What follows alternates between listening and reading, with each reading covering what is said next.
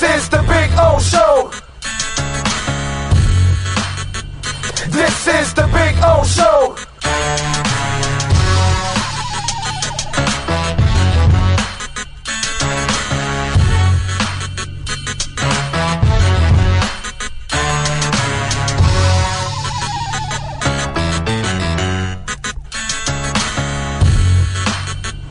This is the Big O Show. This is the Big O Show.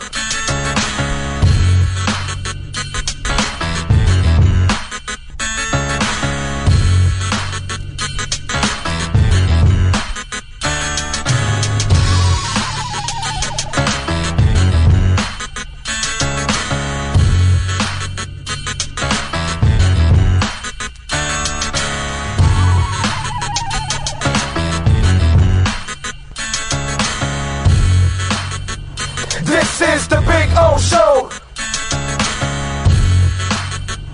This is the Big O Show. This is the Big O Show. For over 16 years, EJDconstruction.com has provided South Florida residents quality craftsmanship, accurate project management, and exceptional service. That's why EJDconstruction.com is an A-rated member of Angie's List and the Better Business Bureau. When you're looking for the right custom home builder for additions or home remodeling, please call my friend Eric at 305-433-4843. That's 305-433-4843 for EJDconstruction.com. There's no need to drive around South Florida wasting valuable time looking for a new or certified pre-owned Acura. Go to the #1 volume sales dealership in the Southeast United States. Craig Zinn's Acura of Pembroke Pines. Purchase with pace and space in a dealership tailored to your needs. From home buying to providing that personal touch. Contact the 2020 Satisfaction Award winner Craig Zinn's Acura of Pembroke Pines. 888-776-5123. That's 888-776-5123. Or visit them at 15601 Pines Boulevard in Pembroke Pines. For over 25 years, South Floridians have counted on Tommy B. Butts Jr. Enterprises for their roofing needs. In South Florida, we battle the sweltering heat, rain, winds, and all kinds of tropical storms. That's why when it comes to protecting your family, home, or business, call Tommy B. Butts Jr. Enterprises.com. 954-735-9826 or 954-394-1411 and ask to speak to Tommy, the owner. They specialize in all kinds of roofs. All work fully guaranteed with the customer's complete satisfaction. A+ rated member of the Better Business Bureau. Licensed and insured. There's no buts about it. When your roof needs repair or replacement, go to TommyBButtsJrEnterprises.com. A certified widening contractor.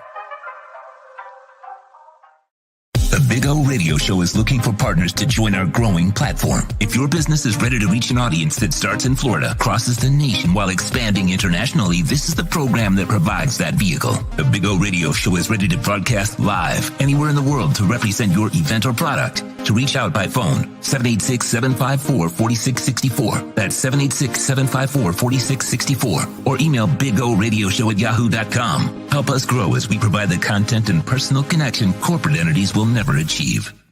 If you're a Miami sports fan, then there's only one store to go to, and that's Caneswear at Miami Fanwear in Davie. They're your one-stop shop for all your inner Miami CF, Canes, Dolphins, Panthers, and Marlins merchandise. They have hats, t-shirts, game day jerseys, and so much more. Located at 2511 South University Drive in Davie and open 24/7 online at caneswear.com or innermiamiwear.com. Call them at 954-835-5597. Caneswear, the spot where inner Miami and all Miami sports fans shop.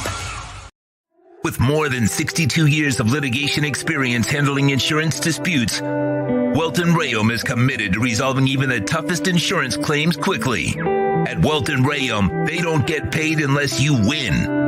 They handle complex personal injury claims caused by the fault of another in both state and federal courts. They handle auto, trucking, motorcycle, slip and fall, and bicycle accidents. Call 954-966-4646. That's 954-966-4646. Welton Rayom can help. Welcome to Red Light Therapy, a revolutionary technology perfected by NASA to aid in muscle strengthening and recovery. Red and infrared light has the capacity to penetrate deep into the cell's mitochondria, potentially leading to increased energy, faster recovery, and the optimal performance your body demands. Train, fight, recover.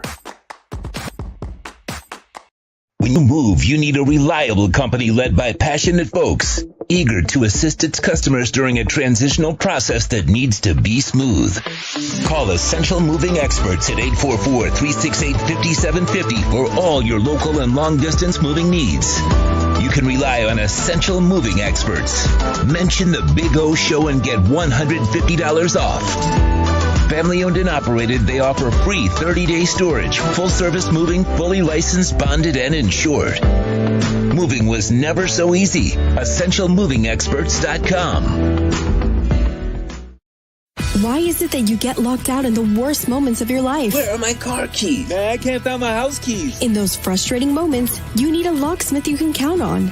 A. Lenny Locksmiths in South Florida, from Miami to Port St. Lucie. In Central Florida, A. Lenny locks it down in Orlando and Tampa Bay. Lockouts or lock changes for home or business, car key replacements, and programming all model cars. 24-hour service. Call them at 855-869-5625. Go to the website at alennylocksmith.com.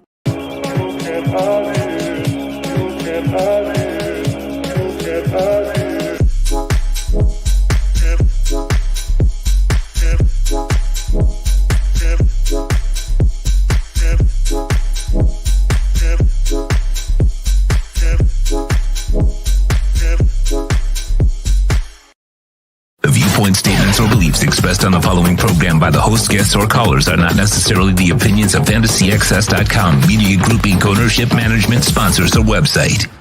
The Big O Radio Show is brought to you by Sports Grill. Good food, good drinks, good friends. Craig Zinn Acura of Pembroke Pines, the #1 volume Acura dealership in the Southeast United States. The Fort Lauderdale Police Department. The FLPD is hiring. Go to FLPDjobs.com. When it comes to South Florida sports teams, very few in the media have witnessed, lived, and covered it like the Big O. Let's start the program dedicated to your favorite South Florida teams with a passion that's unmatched. The Big O Radio Show is on. Here's the Big O. Boys and girls are ready to rock and roll on a beautiful Tuesday. Hope you all are doing well out there. We are ready to rock. I know it's the off season. I know we're all kind of in that waiting mode for football. We got the Stanley Cup, which nice job by Tampa, right? They kind of looked like a different team at home last night. They kind of slowed that whole thing down by Colorado. We got baseball going on. Marlins obviously dropping 3 of 4 to the Mets. Yesterday, they start a set today against the Rockies. We've got some NBA news, obviously, with PJ Tucker.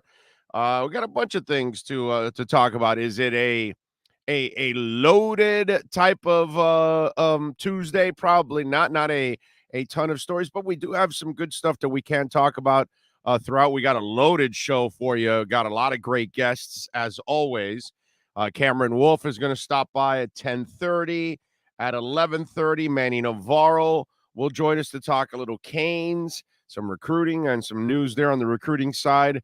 12:15, Omar Kelly is going to join us to talk a little Dolphins football, a little NFL. George Richards, we got our hockey report.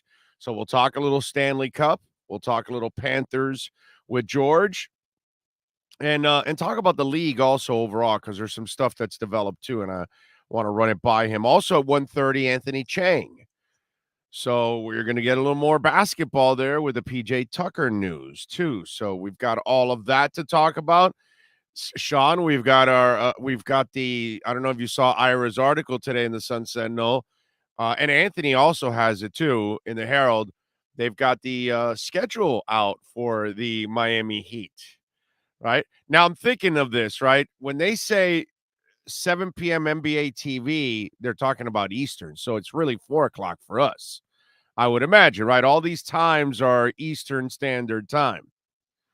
The only one I may not be able to see is the Toronto game on the 15th because that's the day we leave. So, that's about it. Yeah, but we don't leave until 1 a.m. there.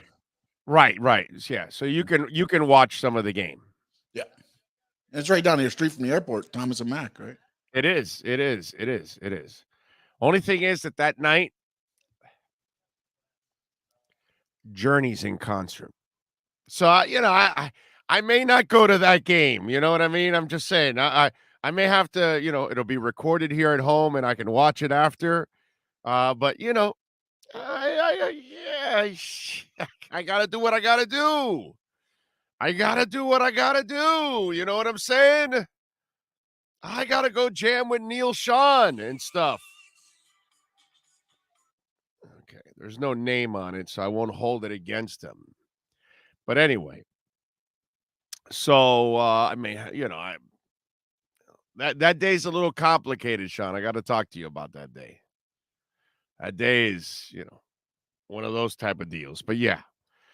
So we'll talk about that one. But yeah, we do have the Atlanta one. We do have the Philly one. We have the Toronto one. We'll watch and Boston. So we'll actually see 3 of the 4 games for sure. Well, actually, Sean can watch the 4th game, then go to, the airport. You can do that. But anyway, so I like that we've got our summer league. And by the way, we are the only outlet in South Florida that will be at the summer league. Okay, just so you'll know, we'll be there all week. And we'll get NBA people on, all kinds of NBA people. So we'll have some fun. We'll keep up with everything going on in the summer league, but obviously a lot of the free agency and trades, and that this is probably, I don't know, the second most enjoyable time of the basketball season coming up now. It's the postseason and then the off season, right? The regular season's like in 3rd place. How screwed up is that for basketball? That their postseason and their offseason is more exciting than their regular season. That doesn't make any sense, but we have to call it like we see it. And the NBA off seasons have turned into some drama-filled event that is just absolutely awesome. It's got everybody on the edge of their seats every single time. So it's a beautiful thing. Jamie Zorria, first in, I see on the chat board out in San Jose. Steve Chapman, Robert Triana, Ian from Brooklyn, Uber Beaner, Brooklyn Rob, Greater Good, Omar Lopez, Omar Ferrer. Let's see. And he says, thank God for the Big O show, only show to represent the 305 in a good way. Well, I mean, we are 305 till we die. Jonathan Cagle is in. Bradley Maddox says, did I go to the Poison concert? I did not. No. Didn't feel like spending the money. I've seen all those bands over and over. I mean, into almost, definitely double digits probably. I've seen Def Leppard about 10 times probably. I've seen definitely Motley Crue 10 times. Poison, I've seen him probably 5 or 6. And I've seen Joan Jett probably around the same thing 5, 6, 7 times. So it's not one of those that I wasn't really. And I know that Motley Crue is a fraud right now. Motley Crue is basically stealing money right now is what they're doing. Vince can't sing. He hasn't been able to sing in over a decade. Sounds terrible. And now Tommy Lee's got broken ribs. And he can't really play the concert. He tries to play a couple of songs, and then he has the backup drummer come in and take over after that, which, whatever. But Def Leppard's still really good. Poison's still good. And Joan Jett still, yeah, she lost a little bit of her fastball, but, she's in her 70s. It's hard to have the power and the voice like she needs for her songs at her age. But it's still a really good concert minus Motley Crue. That's all. Let's see. Kegel reminding everybody to hit the like button and Nizzle too. That's right, baby. Ray Sosa is in. Says, good morning, Big O. And the great Sean Stanley. He's got that shit straight. Sports Fanatics are in. He says, good morning, everybody. Hope everyone is having a great start to the week so far. I've been watching a lot of highlights and tapes on our free agent. 11 plus wins feels doable. Well, they're going to the playoffs, man. Lisa Rose is in. Nico Jones is in. Nerdsworth Poindexter says Tua's going to be terrific this season. John Yang says, I need an 8-hour show. It's not his voice going 8 hours. Ray Sosa, I can't believe there were people that really thought the Lightning were going to get swept. Really? They look good. They look good. I lost that one, by the way. I lost that liquor split. We won the Marlin one, and we lost the liquor split one. We went 1-1 yesterday with our liquor split matchups of the night. We will have one for today. Let's see what else. Lucas is in. He says, Big O, another big three of Mitchell, Beal, and Butler. I know we have money. Other teams have two superstars. We only have Jimmy. I don't know if they don't have the what's it called, the resources to acquire both guys. They have to trade for both guys. Neither guy's a free agent, so you have to trade for both guys. So Jose, you got to come down to reality. You'll be lucky to get one of them. And Beal's not leaving. He looks like he wants to stay in Loserville. Anybody who wants to stay in Washington, stay in effing Washington, bro. I don't want any part of you. Go hang out with Biden and get lost. Irving Figueroa is in. Ray Sosa. Thank you, sir. Everybody's doing well. Appreciate you. Rosendo is in. May the Lord bestow long time sunshine upon you. All love surround you, and the pure light within your guide your way on. Bless everyone and happy first day of summer. Well, thank you, Rosendo. I had no idea today was the first day of summer. We're in South Florida, so every day is summer for us, even in December. Irving says, born and raised in the county of Dade. Tank is in. Josh is in. Heat Fins. Ray Sosa says, how funny is it that the NBA draft is more complicated than the NFL draft, even though the NBA draft has only 2 rounds while the NFL draft has 7? Problem is we don't know anybody in the NBA draft anymore. That's the worst part about all of that. Gus 1388 to Extreme. Irvin Figueroa says, shout out to the man, the myth, the legend that is Sean Stanley. Dizzy 911, Greater Good. Weapon X United, thank you, my man, as always, spreading the love, dropping a super chat. I don't think I've done that in a while. Haven't done that in a while, so there you go. A little super chat. Thank you, Weapon X United. He says, fantastic show as always. Thank you. Thank you. Jimmy Butler is a superstar, question mark, Dean Brown. No, that's not a question. I said all-star, and I have to say I was wrong. He's proven that he's a superstar. He's a different kind of superstar, but he's a superstar, man. That's how he's played for this team. That's for sure. He's not your typical superstar, but he's played like a superstar. That's for damn sure. Well, was it really surprising that PJ Tucker opted out? No, of course not, because he wants a multi-year deal, man, multi-year and get the guarantees. So, yeah, it makes a lot of sense. Makes a ton of sense. Brett Dodger is in. I like it. Brooklyn Rob says Sean Stanley has a cult following. He should. Fuck, come on. Let's go.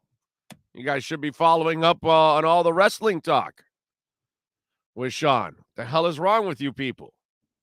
Even I watch it. Okay? That's how much of a cult following Sean has. I don't really chat much. I'll just say hi because I don't know shit about wrestling. I mean, what the hell do I know about wrestling? So I just watch and learn from the master, from the sensei. Okay. Speaking of combat sports, by the way, we will have a guest tomorrow on the show. So and the best part about it is we're actually going to have a local guest on the show, and that's the cool thing. So if you guys have some time tomorrow at noon, Danny Savatello, MMA boxer for Bellator and Showtime, and we have a new partner in Showtime with us. And every 2 weeks, we're going to have a different boxer or could be an MMA fighter, since Showtime, since Bellator is under the Showtime umbrella. So now every 2 weeks, we're going to add that. So Danny Savatello is going to join us tomorrow, and we'll have some fun with Danny. So we are expanding our combat, sports coverage on the show. Slowly but surely, we're adding all of the elements that you would want on a sports show. I know some of you aren't necessarily all sports fans. I get it, but some will like boxing, some will like MMA, some will like hockey, some will like baseball, and these soccer and all these kind of niche sports. We're going to cover them. We're going to cover them because I like them all, and I follow them all. I may not be, I'm definitely not me. I'm definitely not an expert when it comes to the UFC and MMA, but I do like it. I do watch it. And so we definitely will have the boxers and the promoters and the trainers and all that kind of stuff. So we're going to work closely with the folks at Showtime and try to develop this segment also now with all of you. The next thing is getting a UFC segment after that, and we will add that to the program. I'm telling you, you're not going to get a more complete sports talk show anywhere, pretty much in the country. But I mean, at least for South Florida sports, we'll give you all the South Florida sports, and then we'll add everything else. You know what I'm saying? All right. Let's see what else do we have going on. Big O, the talent level is getting better from top to bottom in the NBA. Any pick you have is a good pick. You just have to hit on it. Warriors have Poole, Looney, Green, and Peyton. Jr. was undrafted. Yeah, no, I get all of that. And Miami does the same thing. And they should be fine in that sense. Alexander says, Big O, happy belated Father's Day. I saw you got my message, and thank you for the response. Being on the other chat panels, it's amazing that some are begging for the Dolphins to get Lamar. Yeah, well, I mean, those are just idiots. That's all. I don't waste my time with moronic talk like that. Get Lamar. I mean, you got to be a first-class dumbass to say something like that. Anyway, so we got a bunch of stuff to talk about, a bunch of people to talk to also on the program. So looking forward to that as we got a nice long list. Cameron Wolf will join us at 10:30. He is first up. Marlins and Mets yesterday. The Mutts ended up routing the Marlins 6-0 in our liquor split matchup of the night. I went with the Mutts, and I gave up the 1.5 because Rogers was too inconsistent over the last couple of outings. And yesterday, I mean, he wasn't like horrible because he did get 7 Ks in 5 innings, but he gave up 3 earned runs and 5 hits. So he wasn't great either, you know what I mean? But it's just one of those where he just hasn't found it. Plus, you're playing – the Mets are just a hell of a team right now. I mean, their record says it all. And they're way better than our Marlins right now. So it is what it is. So tonight, they will start a set against the Rockies. And since they're going to start against a set against the Rockies, well, why don't we do what we like to do a lot? we like to give you our liquor split matchup of the night. It's time to tap that app. And no one loves to tap that app like the Big O. Here's the liquor split matchup of the night. All right. I got your liquor split matchup of the night, 6:40 first pitch. Bally Sports, please hurry up and get your app straightened out so we can get the app and get all of our South Florida sports all over the place. But anyway, Rocky and Marlins. Ryan Feltner is on the mound for the Rockies. And by the way, this is at Lone Depot Park. The Marlins are back from their 10-game road trip. They went 4-6 on that road trip, obviously finishing it off by losing 3 of 4 to the New York Mets. But 4-6, not the best. It's not. It could have been actually worse, to be honest with you. Obviously, anything could get better, but 4-6, when you think about it, wasn't that bad for this team, considering. See, the thing is, you can't have these high standards for this team because it's unfair. They just don't have enough, maybe in the bullpen, and they certainly don't have enough hitting, and they're inconsistent. Hell, Jazz was hitting under 200 in this road trip. He didn't do very well in this road trip. So he's back home. Hopefully they could get back into a groove. Feltner is on the mound, towing the slab for the Rockies. He's 1-2 with a 4.85 ERA. Daniel Castano is on, and Castano had a really nice outing his last time out. So he's going to take on the Rockies. He's 0-1, and he's got a 0 ERA. We are looking at Marlins favored by a 1.5. The over and under is 8 runs in this game. Colorado is plus 110 in the money line, and the Marlins are minus 130 in the money line. And I got to tell you something. The way Castano pitched the other day, the 1.5 gives me a little hope here to kind of go with Miami. Colorado isn't any great shakes either. And so Miami, like I told you, 4-6 on that road trip, considering all the injuries too that they have.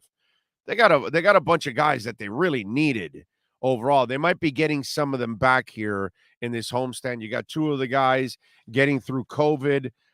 So hopefully you can get Sanchez and Aguilar back. I don't know if they're going to come back tonight or whatever, but once they clear COVID, you can get those guys back. You got to get Brian Anderson and Wendell back. You got Cabrera, Bender, Sulcer, all these guys also banged up. So if they can get some of these guys back, it would help. I don't know which ones are going to come back for tonight because it's still kind of early. But I'm gonna go on a limb here, and I'm going to take the Marlins minus 1.5.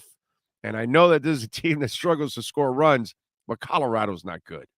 All right, and they got a guy on the mound that's got a 5 ERA. Marlins need to wake up. Jazz needs to wake up. He's home, so I'm all about that Jazz. I'm going Marlins minus 1.5 runs versus the Rockies tonight. That, my friends, is our liquor split matchup of the night. The matchup of the night is brought to you by Liquor Split, Miami's own online liquor store. Liquor Split. Download then tap that app and get your favorite liquor delivered to you for just $2.99. No risk, no drinking and driving. Tap that app with Liquor Split. All right. Thank you out there as always. Big O Marlins are a pretty good team for their team payroll slot in the league. What was it yesterday? 20? No, listen, overall, they're not that bad. You know, they kind of need things to fall in their place a little bit. They need some of the guys to kind of play up to their potential, and maybe they'll be all right. Are they a playoff team? No, they're not a playoff team. And that's the sad part. It's just, this is a team you would hope that could somehow, fight its way to 500 is what you really would like in a perfect world. It's unfair for me to expect them to be in the playoffs. But if somehow or another they can hang around 500, I think that would be one hell of an accomplishment for this team. I want more, but I have to be realistic about what I have as my favorite team. And unfortunately, my Marlins, I just don't see them as a very good team. And, like Avisail Garcia, even when they made that signing, I was like, really? That doesn't really get me excited. I'm watching the Heat, and you're making a move for Jimmy Butler. You're making a move for Kyle Lowry. Well, I wish he wouldn't have looked like me this year, but I still get inspired. You're making a move for Tyreek Hill. You're making a move for Teron Armstead. You're getting me excited. And Avisail Garcia does not get me excited at all. Soler was like, okay, not super excited, but okay. Because he's a slugger, all right. So you got some power, you need that. But Garcia, that was the signing that was like, it was deflating. Unless that guy was going to come here and have a kind of career year that none of us expected, I don't know. You know what I mean? So it's one of those deals where I just cannot have high expectations for the Marlins. I enjoy them. I watch them. I root for them. I want ownership to figure this crap out, but I have to be honest. I don't have high expectations for them. So I have to keep it realistic. Let's see. What else do we have here on the chat board? Big O, from one to a fan to another, what do you think about how he holds the ball, where he grips it from the laces about halfway in the middle of the ball? I don't have a problem with any of that. I've seen the guys that hold it all the way in the back end of the ball. I've seen the guys that hold it a third of the way, a halfway in. It's whatever you feel is the most comfortable way of throwing the ball for yourself. And the guy's been incredibly accurate. He can make every throw pretty much that you need in the NFL. So it doesn't stop him from doing anything. Let me give you an example that may not be the most perfect example, but I like it. Don't F with it. He's been successful all the way to this point. There's no need to change it. Bernie Kosar had this ugly ass sidearm throwing style, right? It wasn't normal. Go look at it. But he was accurate as hell. So what are you going to do? Change it? No, leave him alone. Larry Bird had one of the most clutch shots in the history of the game, and it was ugly, unorthodox, but it went in. Don't F with it. Dontrell Willis goes out and has the funky chicken going on and is killing it. Then they want to change the funky chicken. And they changed the player. And I believe they changed his fortunes for the rest of his life. If Fernando Valenzuela, sorry, you youngins, I'm old, man. I can give you examples going on right now, 10 years ago, 30 years ago, and 40 years ago. Okay? So if Fernando Valenzuela feels like looking at the stars before he throws the ball, that's his effing problem. He's really good. Leave him alone. You get my drift? Sometimes we outthink ourselves and we think we can better people. And sometimes there are cases where you can do that because they're struggling with what they're doing. So you have to teach them how to do it fundamentally so you could get them on track. But if they're already good the way they do things, leave them alone. That's been my history. My 55 years on this earth says if somebody wants to write with the pencil stuck in between their fingers. Remember that person? Leave them alone. Leave them alone. Okay? You got that friend that holds the knife like a fist and is cutting? You seen that person? Leave them alone. However you learned how to do something, if you can do it and you do it well, then there's no need to change it. And to this day, I have regrets about changing the funky chicken. To this day. So this guy was unstoppable. He was a draw. He was fun to watch. All of a sudden, you wanted to change the funky chicken, and there he goes. So if Tua wants to grip the ball wherever the hell he wants to grip the ball, Poochie, leave him alone. Leave him alone. Now, if he can't throw the ball and he's spraying it all over the place, then teach him. You get what I'm saying? You go on the course, your buddy's spraying it all over the place. Teach him how to hold the club the right way, right? One hand, the thumb, bomb thing, boom, bam, and everything. Teach him, right? Now, if he's holding the club all effed up, but he's hitting it straight and he's, putting great and all that, but he has an awkward way of holding it, leave him alone. Leave him alone. That's it. We all have, either we do something awkward or we have a friend that does everything that we do, but they might do something a little bit different than us, but they're still effective with it. Leave them alone.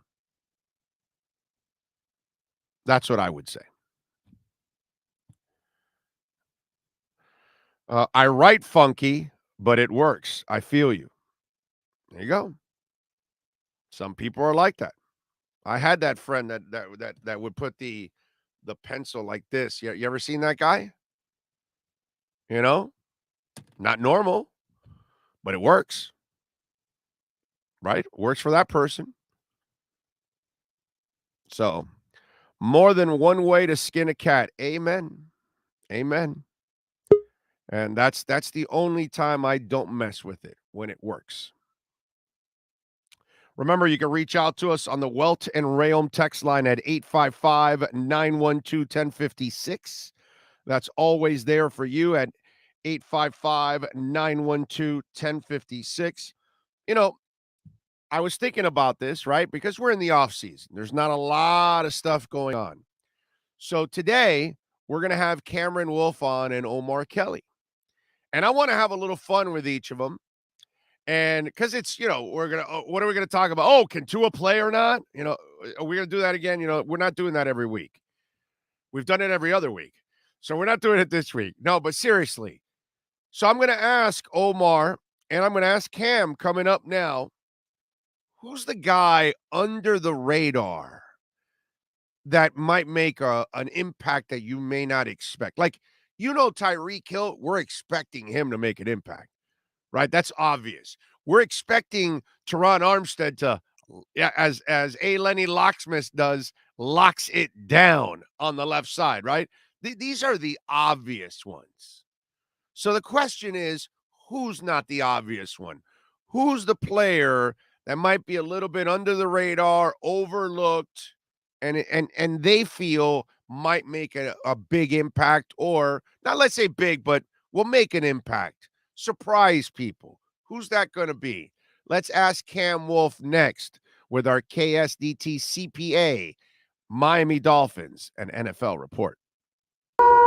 We unleash the Wolf Pack as we get the latest in the NFL and the Miami Dolphins with our KSDT CPA Pro Football Report with NFL Network insider Cameron Wolf.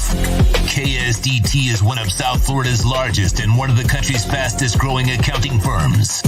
KSDT CPA is a full-service firm that also excels in crypto.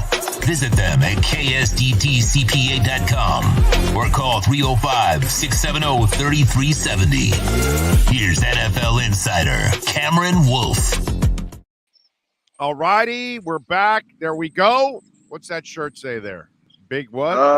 SGBAL. Oh, It's actually my uncle's company. Somebody's gonna be a legend. okay. What's Somebody it? gotta be. Somebody gotta be a legend. All right. So It's what's the company? It's my uncle's company. It's called it's SGBAL. That's the name of the company. What kind of company? What do they do? They do a bunch of apparel, like shirts, shirts, hats, wristbands, different things of that element. So he has a son that plays basketball, and his saying is, "Somebody's got to be a legend. Why not you?" And so he makes a lot of apparel in that realm. So okay, all right, I like it. All right, sounds good. All right, Cam. So let's have a little fun. Let's do it. And I was talking to the listeners, and since today is you and Omar, I want to ask you guys, who's the guy that might be the under the radar player that you think is going to make an impact on this team that Dolphin fans are going to take notice? Because like Tyreek Hill, Teron Armstead. We're going to hang up on you if you give us that. You know what I'm saying? Right. Challenge us. Why do you think so what do you consider under the radar? Like top 5 players on each position? No. You don't have to. No, it doesn't have.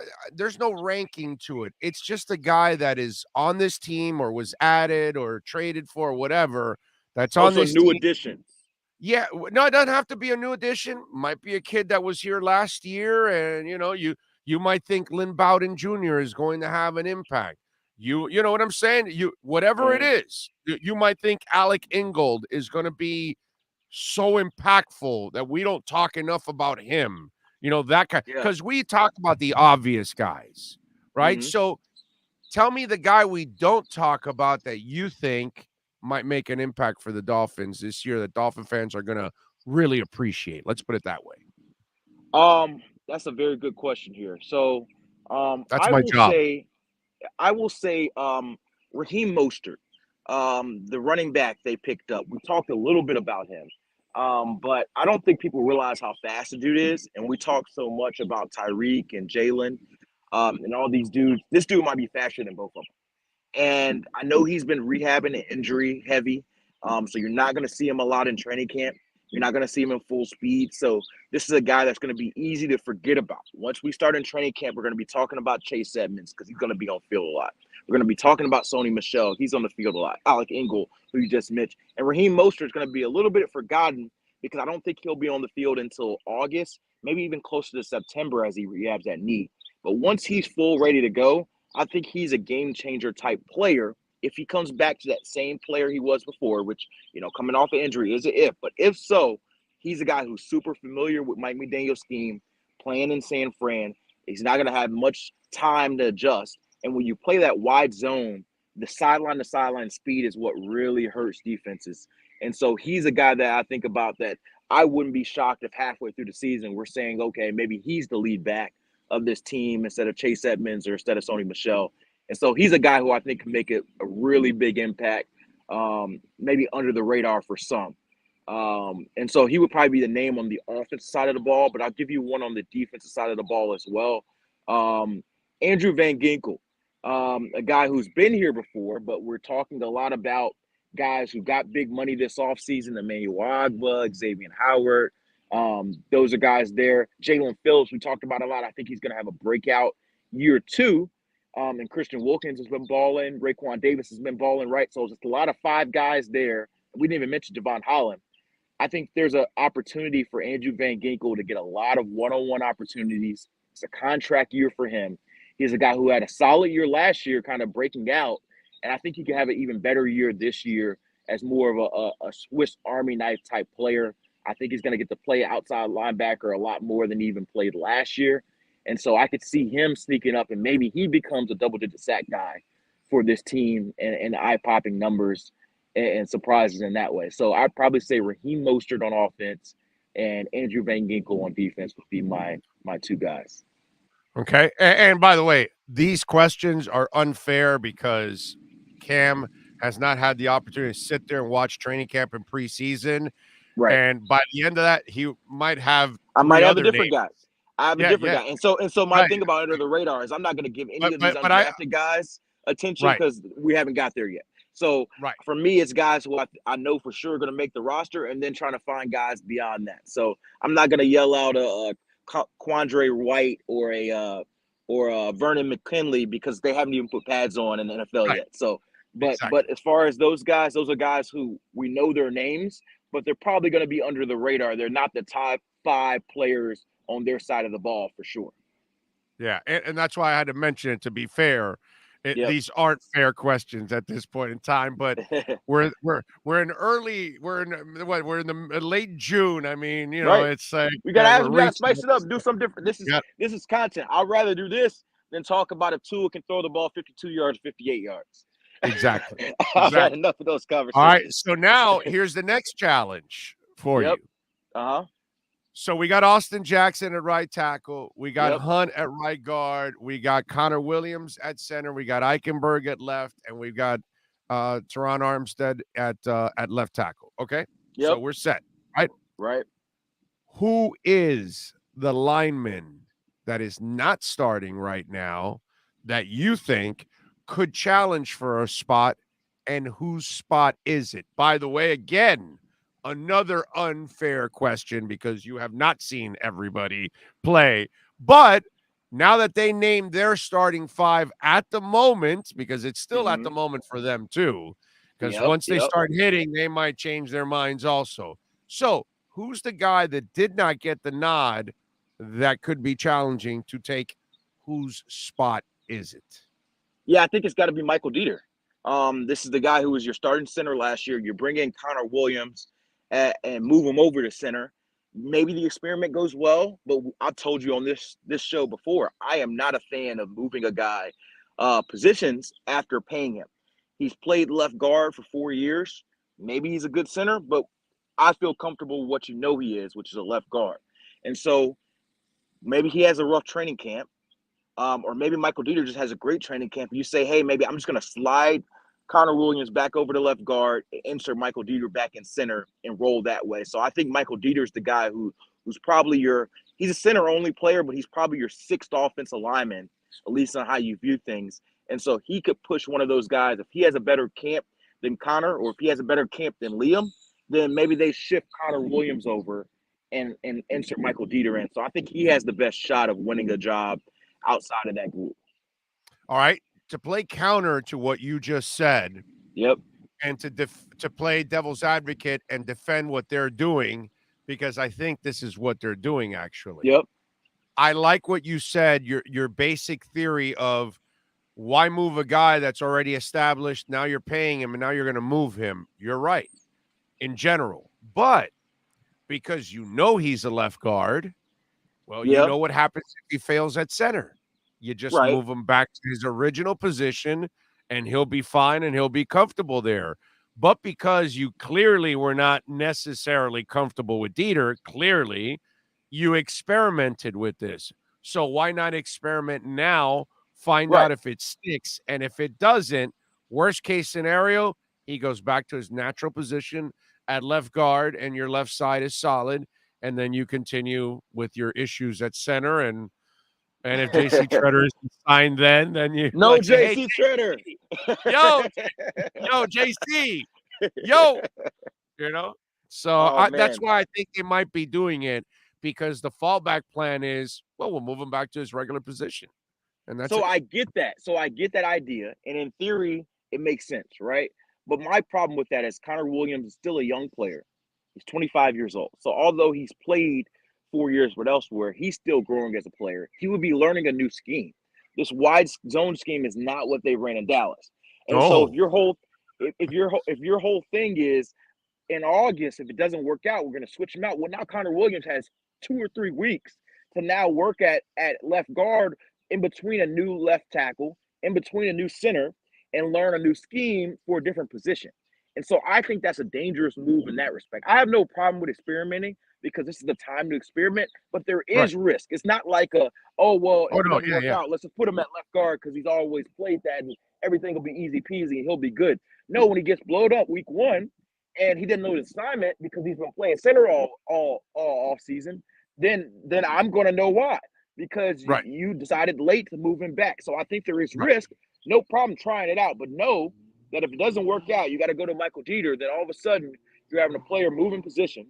And you also have a new player that's got two new players essentially in two different spots that have to get chemistry with their team. And so, Yeah. yeah. But on the flip side of that is, if it does work, you solidified a much more important position at Yeah. center, and I I don't think know. that I don't know that and I center is more. I don't know that center yeah is more important than guard. Maybe in this scheme, but overall, center's been the least important based off of the numbers they're getting paid in the NFL. if you're But in telling this me scheme, it's a 10 or 15-year veteran quarterback established, I'll let you yeah, slide with that. If we're right. talking Now I about a feel you with a young third-year quarterback. if we're Yep, talking about a yep, third-year quarterback, give him a yep, hell of a center. Give him a hell of yep. a center. Not. I hear you on that, and I'm with you. I think the upside of the move, if it works out, is more than the upside of sticking with Dieter at center, because you know what Dieter is. Dieter's going to be Right. an average to slightly below average. Maybe he trends slightly above average if he gets better, but he's somewhere around that. You know, your best of Dieter is probably the 17th best center in the NFL. And so you Mhm. know that. Maybe Connor Williams, you unlock something and you get that top 10 center, but it's also possible he's not a starting caliber center in the NFL. Amen. And so Amen. you have more of a variable range for him than maybe you do Dieter. So I'm okay with the move, but just know there is some risk involved. Oh yeah, and remember, the other thing is, when it comes to that whole theory of what's more important, the center or the guard. Well, when you I've mentioned this before many times. Sean Payton always made sure that Drew Brees had exceptional centers and guards, Yep. always, because Yep. short quarterbacks cannot afford pockets crumbling. And Yep. so the middle of that line, when you're Josh Allen or you're Ben Roethlisberger or you're Vinny Testaverde or you're, any big Peyton Manning, okay, the center fails and the guy's coming at you, you can throw over that guy. But Drew Brees Right. or Tua Tagovailoa is going to struggle if your pocket is crumbling. And so that's the other thing to that is also very important for not just a young quarterback, but a short quarterback to also have a stout middle of that line. And I think that's the other thing that they want to try to achieve, that center be the guy that makes sure it does not crumble for Tua, because that's where it starts to open up the passing lanes. Absolutely. And that's why you need your center and your two guards to hold up, so the passing lanes open up and the shorter quarterback can use the passing lanes in order to find his routes. But if the pocket is crumbling and they're all bunched up against each other and all these big guys are coming at you, the shorter quarterback is having trouble because he has no passing lanes. And now, a lot of this is based on timing. Shorter quarterbacks have to have anticipatory skills. So they're throwing to spots to where they expect the receiver to be. Sometimes they're not even seeing the receiver that they're throwing to, but because they've thrown it 800 times in practice, the timing is right down to a T. That's why the middle of that pocket is so important for short quarterbacks. Oh, absolutely. I think if you asked every quarterback in the league, I'd gather that most quarterbacks would say they would rather have pressure off the edge than pressure in the middle. And so it's interesting to me that we and it's because it's a sexier position, but we obsess about edge rushers because edge rushers get that speed rush off the middle and they get paid more. But the most frustrating for quarterbacks is if you get somebody who's going to be in your grill in the middle all the time and you have to fade to the right or fade to the left, that disrupts them. They can't step up in the pocket if somebody is in their pocket. They can always shift there's somebody coming off their left side, then we'll just roll everything to the right. Somebody coming off your right side, we'll just roll everything to the left. That's why that thing with the Rams is so special. Yep, exactly. So the O-line is going to be very interesting to me. I'm going to give them a chance. I'm going to give them a chance. We're going to see training camp. We're going to see preseason. You're going to see what this coaching staff can do with them in a new scheme. But if you ask me today, the one part of the Dolphins that I'm probably most hesitant about, it would be the O-line. Yeah, that's fair. That's fair. Now, again, the good thing for the Dolphins in the front office, They were really smart in their approach and said, we need to get people that know what the hell they're doing and how to Right. put a line together. And they've got And several they have. people on They that have. staff. And so, They have. that the one thing they weren't able to form the last couple of years, which is an offensive staff, that is something that Mike McDaniel has been able to excel in, I believe. And that hopefully we'll see the results from And, bringing together a good group of coaches. and Big L, we're gonna learn the answer to me and you's kind of debate that we've had over the last 6-9 months about whether these draft picks can truly play versus if they are poorly coached and a better Right. coaching can get more out of them. Because this is a good coaching staff. So ideally, if Austin Jackson can be a starting caliber player in the NFL, he's going to be able to get it through this coaching staff. If Liam Eichenberg can be a starting caliber player in the NFL, he's going to get it through this coaching staff. Same for, maybe a Michael Dieter or Connor Williams to a extent. We already know Robert Hunt, regardless of coaching staff, has proven he's a starting caliber player. See, but but this is what I've told people because there's too much effing overreaction over this crap. Right. You only have to hit on 2 or 3 of the 5 guys you drafted. That's all. Right. And really, that's all you need because you signed 2, so you really need to hit on 3 of those guys. You already hit on 1, kind of, right? Because Robert Hunt kind of he was the one guy we weren't sour on at all last year, and we said, hey, he's another option of your quote unquote breakout player under the radar offensive lineman. I think he has a chance. I think he's already your second best player in your offensive line, and depending on Teron Armstead's health, I wouldn't be shocked if you were saying, hey, Robert Hunt is their best offensive lineman by the end of the year, just based off the caliber player he can be. He could be a Pro Bowl caliber player. Teron Armstead's already there. I think Robert Hunt could be a Pro Bowl caliber player. It's funny because that's why I laugh at people when they pick on this front office, and it's like, well, that first round with those 3 guys, and then I could just say, well, the first round the following year they hit on all 3 guys. So let me ask you something: if you hit on 50%, and they haven't failed yet, but if Tua hits, you hit on one of those 3, right? And whether Jackson and Igbenogany miss that, dude, if you hit on 4 of your 6 first rounders, you're a beast. Yeah. You're a beast. If you hit on 50% of your first rounders, you're a beast because go back and look at the first round every year. Maybe 30% hit. I think it's a little closer to 45, almost 50-50, but still. I think it kind of depends on what you consider hit. I consider a starting caliber player a hit. Yeah, I'm talking about a first rounder. It's got to be a good play. If it's a first rounder, I think he's got to be a starting caliber player that's not a liability, essentially. Right. Yeah. Right. And that's what I'm saying. I don't even know if it gets to 40, bro, to be honest. On the first run, if you look at it every year, there's a lot of misses. You know what I mean? Right. And so, but again, and nobody looks at some of the other picks in that, which was Raekwon, which was Brandon Jones in that draft. Right. Was Robert Hunt that year or the year before? Robert Hunt was in Tua's year, so 2020. So if you hit on Jones, Raekwon, and Hunt, and if you hit on Tua and miss on Igbenogany and what's it called, Jackson, which maybe you'll hit on, but if you miss on those 2, the draft was a beast. It was awesome. Well, the jury's still out on Brandon Jones. I don't know that we're for sure that Brandon Jones is no, but I like him. I like him too. I like him too. I like him. Yeah. Okay. Yep. I like him. He's fearless, dude. He will knock your ass out. Right. He is like really that. good. I want to see a little bit more out of him as a coverage safety, but as far as a physical presence, as far as a guy who can blitz and create plays, yeah, absolutely. He fits exactly what they want to do in that mold as well. All right. So what are you just working on? Vacation time right now? I'm working at the park with my wife and my daughter. Nice. Over here behind me. There you go. So Hello. Play with them. Say hi. They can't hear you. I have my AirPods in, but just hanging with them, man, and doing a little vacation. Got a little cruise planned. Going to Atlanta. Got an anniversary to celebrate. So just doing a lot of hanging the next couple of weeks, and then gearing back up for the season. All right. Well, you go enjoy the family. We appreciate you taking time with us. We will catch up later in the week, my friend. Appreciate you.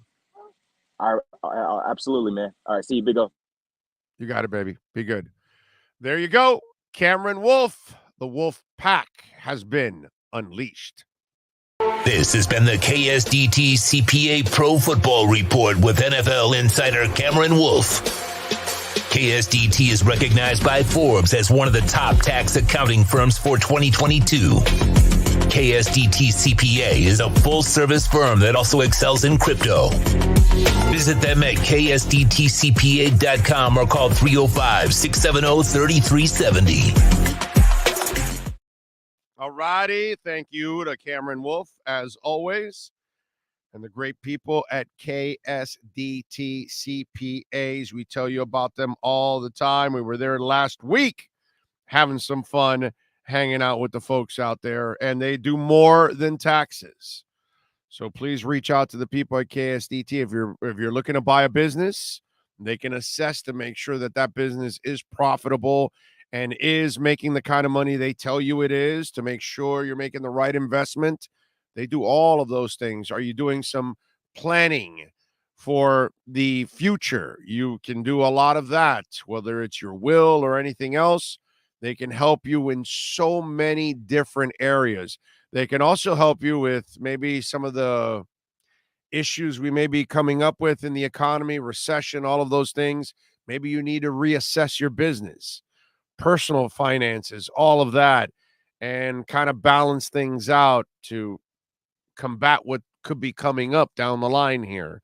You know, all of those things, KSDT CPAs. And by the way, if you're also into crypto like I am, they also have a crypto department too. So KSDT CPAs, they will definitely take care of you and tell them that Big O sent you. Go to ksdtcpa.com. They are definitely going places. All right. Remember, you can reach out to us on the Welt and Rayom text line at 855-912-1056. That's 855-912-1056. If you want to get in on the Welt and Rayom text line, you can also reach out to us on Twitter. That's at Big O Show. And on email, bigoradioshow@yahoo.com. Please subscribe to our other YouTube page. It's called Big O Show Cuts. Just search Big O Show Cuts and it comes up. Please hit the subscribe button. Very important. Help us get that one to 1,000 for live broadcast. We need it. You want to make a donation, Cash App or Venmo at Cash Big O Show. And if your business wants to be a part of our platform, you can reach out to us on our business line. It is not a request line. It's not to talk sports. It's not to ask me a sports question. Only sales is going to answer this. And that'll be 786-754-4664. If your business wants to be a part of our platform, great way to showcase your business.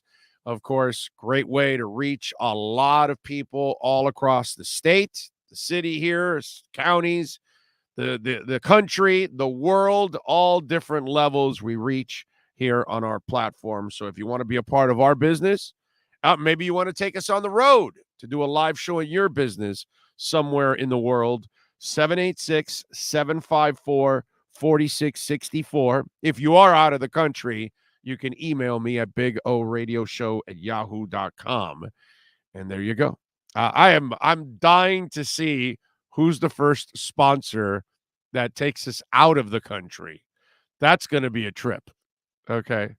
That will be an absolute trip when Sean and I are headed out of the country to go do a show. That, my friends, will be a first. That's for sure.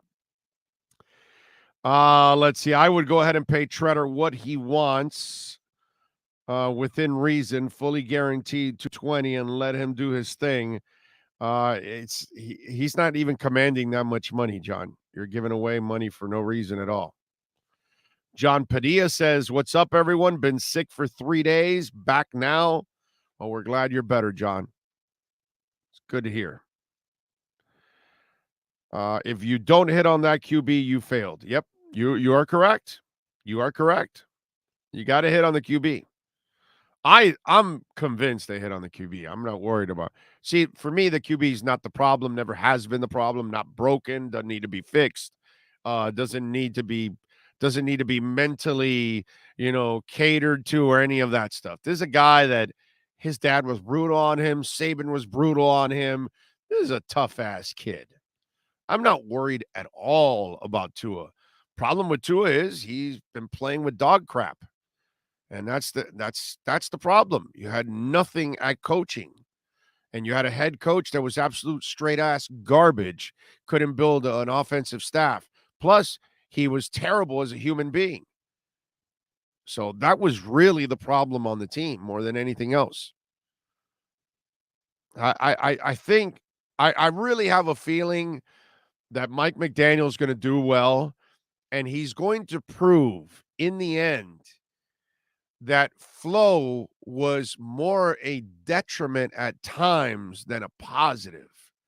And what's going to, I believe, be proven in the end is that the front office is the strength of the team, not the coach. Okay? Because I saw the coach every week. I saw him lose challenge after challenge. I saw that team unprepared constantly. I didn't see them make any adjustments. I didn't see him ever build an offensive staff. I only saw dysfunction on a consistent basis with that guy. And the only year that it didn't look so dysfunctional was the first year. How crazy is that? And that's because it was such a raw team that you were already rock bottom.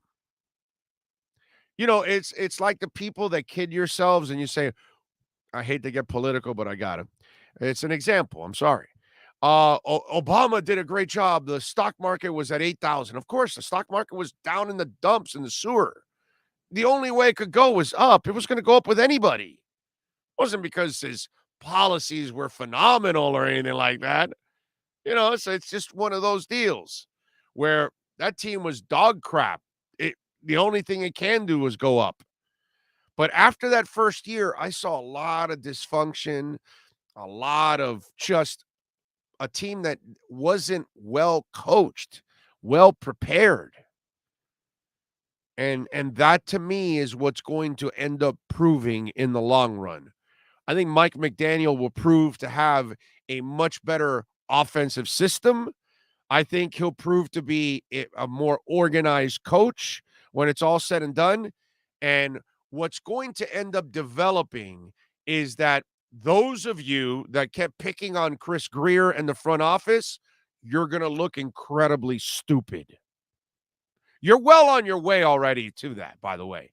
It's not just the Tua thing that I will release the Kraken on. Okay? Once the team does have success, I do have the receipts of you idiots that were going after the front office. Because a ton of you were going after the front office. And last year I kept telling you it was coaching and not the front office. And then you look at all the moves this offseason and you see what this front office can do. And you see how they continue to leave themselves with picks, extra picks every year. That's the front office. So what will be proven from the last couple of years is that Brian Flores was freaking overrated. And what was carrying his sorry ass was the front office making the right picks. That's what's going to end up happening. So we shall see what we shall see. The Welton Rayom text line, 855-912-1056. Don't forget, Sloman's Home Security right there. Alarmo is the man.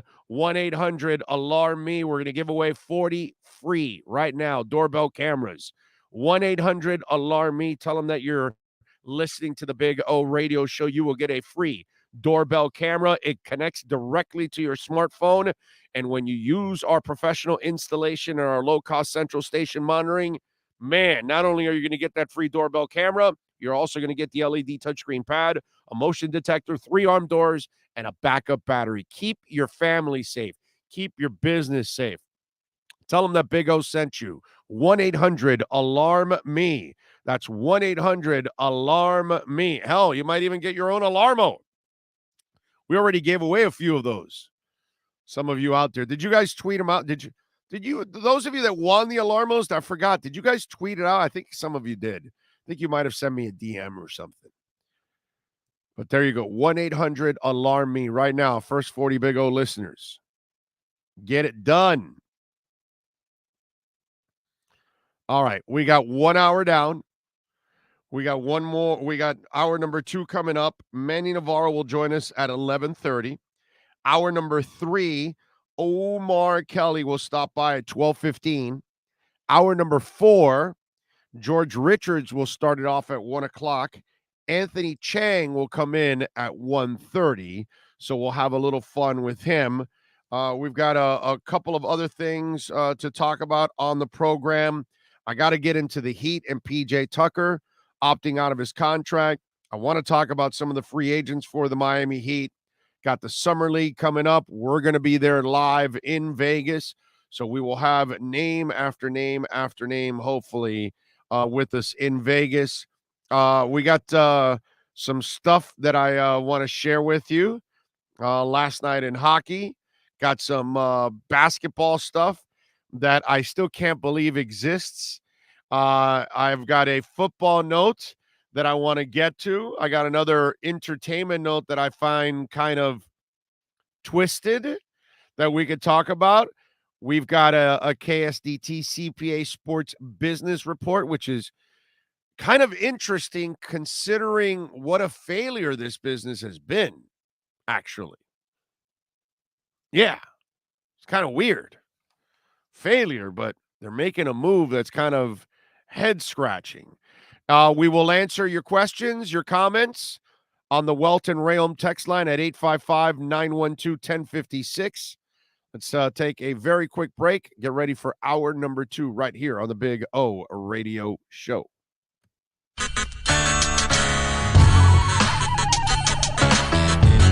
When protecting your family is your priority, there's nothing more important than a roof above the people you love. Call Tommy B. Butts Jr. Enterprises.com, 954-735-9826 or 954-394-1411, and ask to speak to Tommy, the owner. They specialize in all kinds of roofs, led by their highly crafted, skilled, and professional roof mechanics.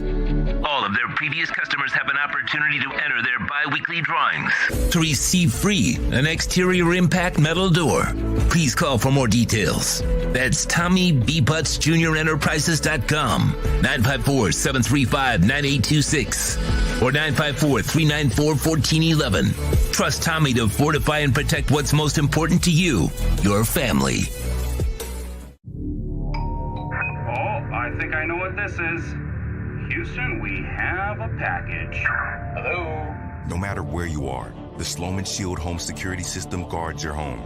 With next-gen perimeter protection, 24/7 monitoring, and interior motion sensing.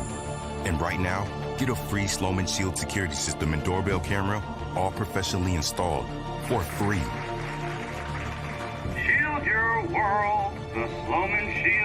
Folks, you can support the hardest working sports talk show in South Florida through Cash App or Venmo. Just search Cash Big O Show. Support us through Cash App or Venmo. Cash Big O Show. We thank you for your incredible support. If you're a Miami sports fan, then there's only one store to go to, and that's Caneswear at Miami Fanwear in Davie. They're your one-stop shop for all your inner Miami CF, Canes, Dolphins, Panthers, and Marlins merchandise. They have hats, t-shirts, game day jerseys, and so much more. Located at 2511 South University Drive in Davie, and open 24/7 online at caneswear.com or innermiamiwear.com. Call them at 954-835-5597. Caneswear, the spot where Inner Miami and all Miami sports fans shop. Sports Grill on Bird Road, Miami Lakes, and their newest location in Doral is now hiring. If you're looking to join a great company and South Florida institution, give them a ring or drop an email. Sports Grill is hiring all kinds of positions from hostess to servers, bartenders, or join the kitchen staff to craft some great food for their amazing customers. Please send your resume to m.cruz@sportsgrillmiami.com or call 305-219-5726. That's 305-219-5726. Sports Grill. Good food, good drink, good friends. Welton Rayom has more than 62 years of litigation experience handling insurance disputes. They're committed to resolving even the toughest insurance claims quickly. Call them for a free consultation. 954-966-4646. At Welton Rayom, they don't get paid unless you win. Property damage claims to your home, business, or condo as a result of a hurricane. Welton Rayom can help. Water, mold, fire, smoke damage, Welton Rayom can help. Call 954-966-4646. Red and infrared light has the capacity to penetrate deep into the cell's mitochondria, potentially leading to increased energy, faster recovery, and the optimal performance your body demands. Red Recover can maximize your efforts by potentially improving cellular metabolism, blood circulation, and muscle recovery. Evolve your training and step into the new era of muscle recovery. Red Recover. The viewpoint statements or beliefs expressed on the following program by the host, guests, or callers are not necessarily the opinions of FantasyXS.com, Media Group Inc. ownership, management, sponsors, or website. The Big O Radio Show is brought to you by Caneswear. Go to Caneswear.com, where all orders over $99 get free shipping. Sloman's Total Home Security. Protect your home with the best in the business. 1-800-ALARM-ME for the company serving America for nearly 100 years. 1-800-ALARM-ME. Tommy B. Butts Junior Enterprises.com. Licensed roofing contractor. 100% financing is available. Go to Tommy B. Butts Junior Enterprises.com. When it comes to South Florida sports teams, very few in the media have witnessed, lived, and covered it like the Big O. Let's start the program dedicated to your favorite South Florida teams with a passion that's unmatched. The Big O Radio Show is on. Here's the Big O. Everybody, hope you all are doing well out there. Thank you all for tuning in and keeping it locked here. Hour number 2 on the program here. And Manny Navarro is set to join us at the bottom of the hour. So we'll have a little fun with him. Big O, as much as I hate Flores, you got to give him credit for 2020. That was way over our expectations, but I see your point about the Broncos, Raiders, and Bills games. It's just, I just think sometimes the players bailed him out. As much as he tried to win with the other quarterbacks, he only had a winning record with Tua. So, it's just funny. The guy's a disaster. He really is. And I think that's what's going to end up proving. Let's see. DD New York City man 33. Did I get it right? Some of your names there. Jackson has the talent. He just needs to be coached. They have the coaches to get in there. If he's not ready during the preseason, then they will make a change. Hunt is always a backup option. Yeah, I would think so. I would agree with that. Pat in Nashville says, the last time the Dolphins beat the Bills, 2018, I was in Florida for a business meeting. This year, I'll be in Florida for a business meeting when they play the Bills. You're welcome. Nice, Pat in Nashville. I like it. I like that connection. Don't forget, by the way, to subscribe to our channel while you're watching right now. If you haven't subscribed, please subscribe, and also make sure you hit the hell out of that like button. It is very important. You smash that like button. Man, we've got 84. There's 84 likes and 227 people watching. A little love, man. Just a little love. Figure out. Everybody hits it right now. We'll go over 200. Come on, man. Let's go. Just a little love. Sean works his ass off to put together this show every single day. Do it for Sean, not for me. Do it for Sean. Do it for Cam Wolf. Do it for Omar Kelly. Do it for George Richards, not for me. Do it for David Dwork. Do it for Clay Ferraro. Do it for Ira Winderman, not for me. Do it for them. Working hard. So the Heat, PJ Tucker, as expected, opts out of his $7.4 million player option. You can't blame him. He's going to want a multi-year deal and get that guaranteed money. any of us would do the same thing. He had a great year. So it's not like he can't play anymore and he's picking up a player option that he knows nobody else will pick up. So he's got to take that money and run. No, that's not what he's doing. He knows that he's good enough that somebody like the Heat or somebody else will give him a multi-year deal. And it seems to me that the relationship with him and Butler was real. And it looked like he was comfortable here. And he's obviously appreciated here in this organization. I think for, the one, I'll give you a saving grace for the Miami Heat. Do you know what that saving grace is? PJ Tucker already has his title. He doesn't have to go title chasing. He won his title in Milwaukee. I don't think, there's a guy who played in Phoenix for a long time. I don't think he wants to play up north. That's one. Two, I don't think he's necessarily title chasing. So Miami is, state of Florida is a no-tax state.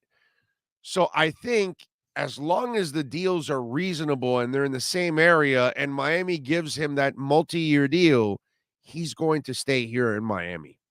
I have a really good feeling about that one. The vibe I got throughout the year, his connection with Butler, the appreciation of the organization, the fact that he already has his title.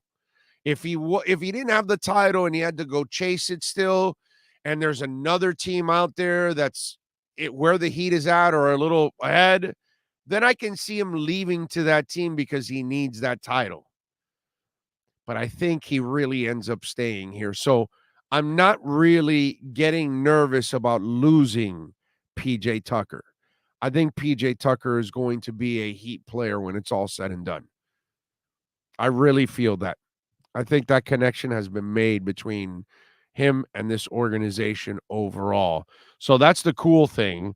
Dedman, UD, Markeith, you can get out of here quickly. Morris, Victor Oladipo are all unrestricted free agents.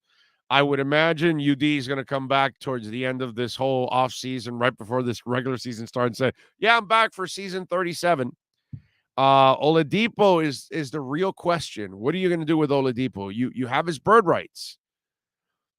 So do you have Oladipo wait till you're able to acquire that whale and then you give Oladipo that money? And here's the question. How much is Mickey willing to go over the cap? Because I know he's gone over the cap in the past, but he may have to go over the cap, just to keep this team together and add something. It may require him to go over the cap. So is he going to be willing to do that? And how close can Miami get to being a title contender, obviously? If you can get that star, it'd be pretty cool. And Oladipo, if you trade Tyler for that stud, you can make Oladipo that sixth man, like we were talking about with Ira yesterday. That Oladipo can be your sixth man and Caleb can be your seventh.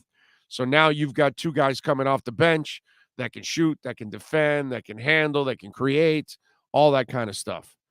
So I really like that. We'll see what happens with the Depot one. Caleb Martin restricted. They got to make him a qualifying offer of 2.1 so they can keep him on the restricted status, which I'm sure they're going to do that. I really like Caleb Martin, man. I like what I've seen from Caleb Martin. But the move I want you to make is Donovan Mitchell. That's the move I want you to make. Find a way. Damian Lillard, nah. I like him. I like Damian Lillard a lot. But because of the Lowry situation, you can't have those guys on the court at the same time. And Lowry's not good enough of a scorer to play off the ball. And he was never the guy in Toronto that you would use as a lead scorer or anything like that to get you over the hump. He needs to run the offense. So Bradley Beal doesn't want to leave Washington. He really doesn't want any pressure. He doesn't want to win.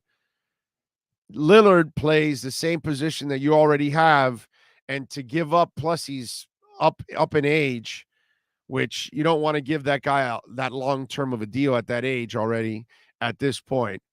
Donovan Mitchell is the star you got to go after. Been a couple of other guys that we've talked about that I don't mind. Okay. Trying to think of Tim, what's the name of the small forward we were talking about yesterday? With Ira. Jeremy Grant. I don't mind Jeremy Grant. I like Jeremy Grant. That's a good one, but I want Donovan Mitchell. But I do like Jeremy Grant. I would trade Tyler Hero for Jeremy Grant. I'll tell you that for sure. Yeah. Yeah. As much as I like Tyler, he has had too many injuries throughout his short career, and I still don't know if he's going to get there. You know what I mean? And that's my problem with that one. All right. Let's see. What else do we have? Pat Riley already said if Haslam wants to come. Yeah, no, well, we know that, but he'll sign it. But Haslam will do the same thing he does every year. He'll wait till the end, very end, and yeah, I'm coming back for my 68th year and all that stuff. And so, yeah. It's what I'm expecting. No doubt about that. It's definitely what I'm expecting. All right. What else do we have here on the show to talk about? So apparently you cannot have sex in Qatar during the Olympics if you're a single person. Did you guys see that? Now that's a crazy ass story. These uptight, religious type of people that are just extremists. Just so ridiculous. But apparently Qatar, which, you know, they've got all these ridiculous things that they do in their society. Pitch. Okay? Not with some bitch. Because local authorities are reportedly enforcing a strict sex ban for single fans in Qatar. Yep. The conservative Arab country where premarital sex is illegal, what a bunch of losers, is set to be a no-bone zone. That's right. For all spectators planning to hit up this massive event in November, officials saying if you're not married, you can't do it like you're on the Discovery Channel. Get this? Any rule breakers looking to score could face a severe punishment if they get caught. The Daily Star is reporting fans could face up to 7 years behind bars. Sex is very much off the menu unless you're coming as a husband and wife team, a police source told the outlet. There definitely will be no one-night stands on this tournament. There is essentially a sex ban in place at this year's World Cup. For the first time ever, fans need to be prepared. The source also says there won't be much partying going on either. Alcohol is also a big no-no. Why are we doing anything in Qatar? Why are we with these losers in Qatar? Seriously. Stupid ass rules.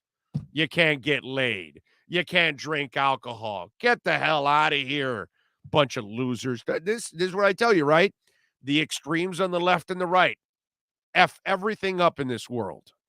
Not just our country, but this world. You're going to the World Cup, dude. People are going to meet each other from all over the world.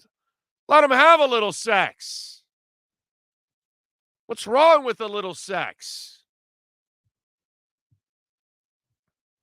It's ridiculous. Qatar. I mean, the World Cup committee should go, Qatar, you guys don't allow sex and alcohol. Get out of here. That has to be a requirement. Sex and alcohol.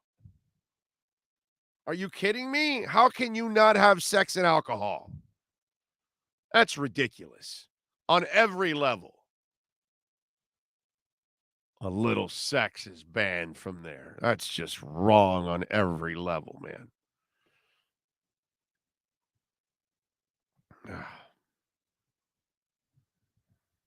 Anybody going to the Qatar World Cup out there? Anybody watching going to the Qatar World Cup?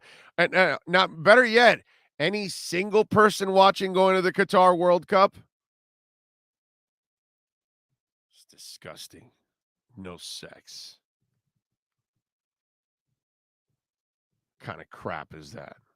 How do you give anybody the rights to the World Cup when you can't have sex? It has to be a requirement. So you're applying to represent the World Cup. Great. Well, we don't allow sex. Get out of here. That's it. Oh, aren't you the country that bans alcohol? Yeah, get out of here. How am I going to have Budweiser there if you're not going to allow us? How am I going to not bring in a little Grey Goose and Johnny Walker and Tito's vodka and stuff like that? I need Liquor Split to be able to deliver some stuff for me here at Qatar. Talking about, man.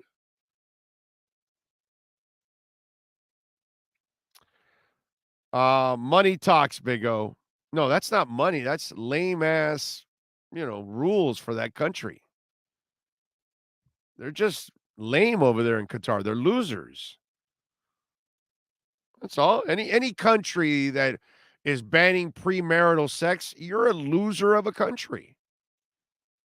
That's all. You don't deserve to have Olympics. You don't deserve to have any World Cup.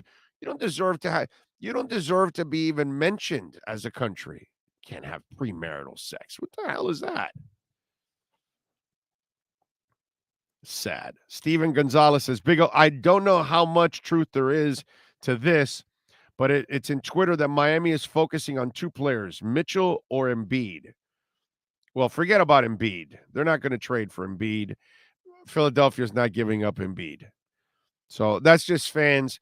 Remember, Steven Gonzalez, you have to remember, okay? I love all of you out there. Okay, I really do. But half the fans, they don't know what the hell they're talking about. Just, okay? That's why you got morons talking about Lamar Jackson. And if somebody's talking about Embiid, these are just idiots that have they don't get laid. They have too much time on their hands. And they don't really sit in the world of reality. You know what I'm saying? So anybody that thinks that Daryl Morey would be stupid enough to trade the one guy that would get him killed in that city, do you think Daryl Morey could ever walk into that building again if he trades Embiid? So it's just stupid. Embiid is the one guy that's untouchable for the Sixers. Why would you trade a guy that is the ultimate mismatch in the NBA? Oh, man. So, yeah, that's just fans being stupid, which, half of you have a tendency of coming up with stupid shit because that's why you're called fans. You're fanatical. You're not logical. You're fanatical. So you'll come up with stupid shit. Just the way it is. Big O, how the hell would they know if you had sex unless they hear the girl screaming? No, I'm with you. They've got to literally catch you, but obviously you can't have sex anywhere out in the open. You know what I'm saying? You can't just get in the mood and then you just started doing it in the car and then, hey, they caught you. Like back in the day when you're outside the airport on Perimeter Road and the cop comes up to you, hey, what are you doing in there? And they have the light completely shined on the girl. And you're like, yeah, officer, everything's fine. Ma'am, are you all right? Are you there on your own will? Let me make sure I got that crotch right there. Okay. Ma'am, are you there? Are you good? That's what they're doing. Haven't you noticed that every time you got busted in the car? They got the light right on the girl. You're not on the spotlight. They don't want to see your ass. They want to see her. Wow. Nice tits. That's what's going on. Bastards. But back in the day, at least they gave us a break. So, they got their cheap thrill. And then after that, they let you go. See, nowadays, you guys get arrested. Those of us, having sex on Perimeter Road or in Key Biscayne or something like that, just put your clothes on and get out of here, kids. And that's it. You can be slick in private, but the girl gets pregnant. That's a wrap for everybody. Okay. Qatar Cup's busting down doors like Uncle Buck. Why would Miami trade for Lamar? Yeah, no, it's just stupid, Vlad. It's all about money. The rules only apply to average Joes. You think the FIFA president will not be drinking with the Qatar ruling family? Yeah, but that's only a couple of people. But everybody else, no alcohol? Like I can't have alcohol? That's ridiculous. Not that I'm really much of an alcohol guy anyway, but still, it's not like I'm going to go out there and go have 50 beers or anything, but I should be able to have a couple drinks. Arnaldo's like Key Biscayne, baby. See there. Arnaldo's one of those guys that had a lot of sex also in Key Biscayne. In the car, third bridge, walk down to the third bridge. When you go to the third bridge, you walk down about 3 blocks, and then there was this platform that was elevated right off the water. Just saying. Big O, did you see where Brian Urlacher advocated for Zach Thomas for the Hall of Fame? Yep. We talked about it last week, Ray. Yes, we did. Frankie says, I'm pretty sure James Rodriguez was having sex in Qatar while he was playing. Well, I mean, I don't know what to tell you, but apparently, they must have not caught him having sex. Because if they did, those lame dicks in Qatar, they will arrest you. What a bunch of losers. Qatar. Freaking losers. They're losers if I've ever seen a loser before.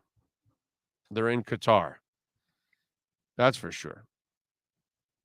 All right, the Welt and Realm text line, 855-912-1056. That's 855-912-1056 on the Welt and Realm text line. If you want to get in there, you can also reach out to us on Twitter.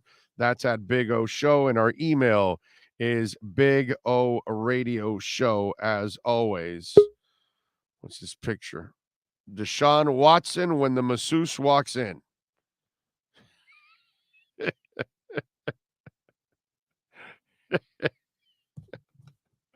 That's a funny picture. And you can send me pictures like that on the Welton Realm text line. I'm not going to share that picture with you, but thank you. I'm not going to share your name either, even if you put it there, but thank you for that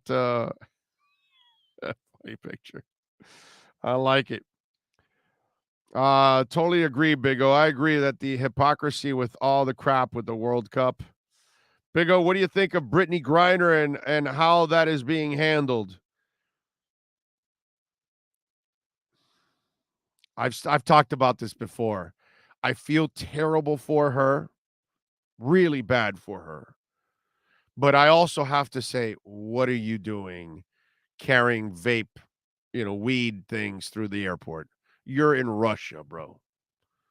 You're going back to the States. Buy it when you get back to the States. Okay, so I'm going to Vegas next month. Do I take weed with me on the plane? No, right? If I want to smoke weed, am I not landing in Vegas?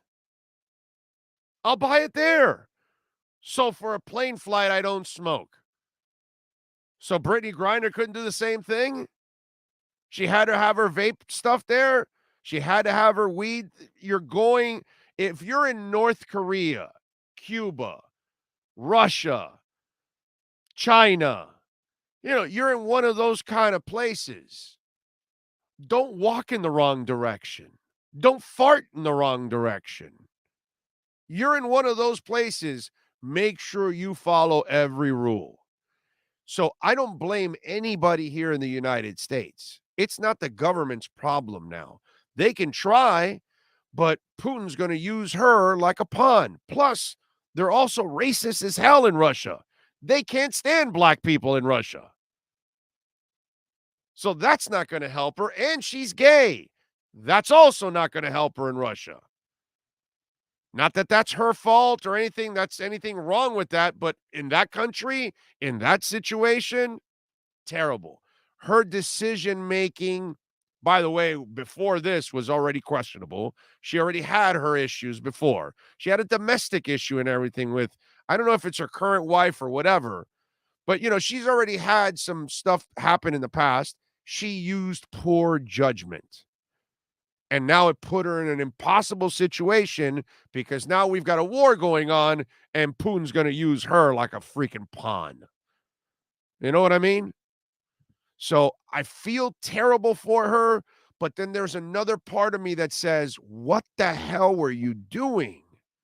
Common sense. Wait to smoke the sense when you get home. They sell it all over America.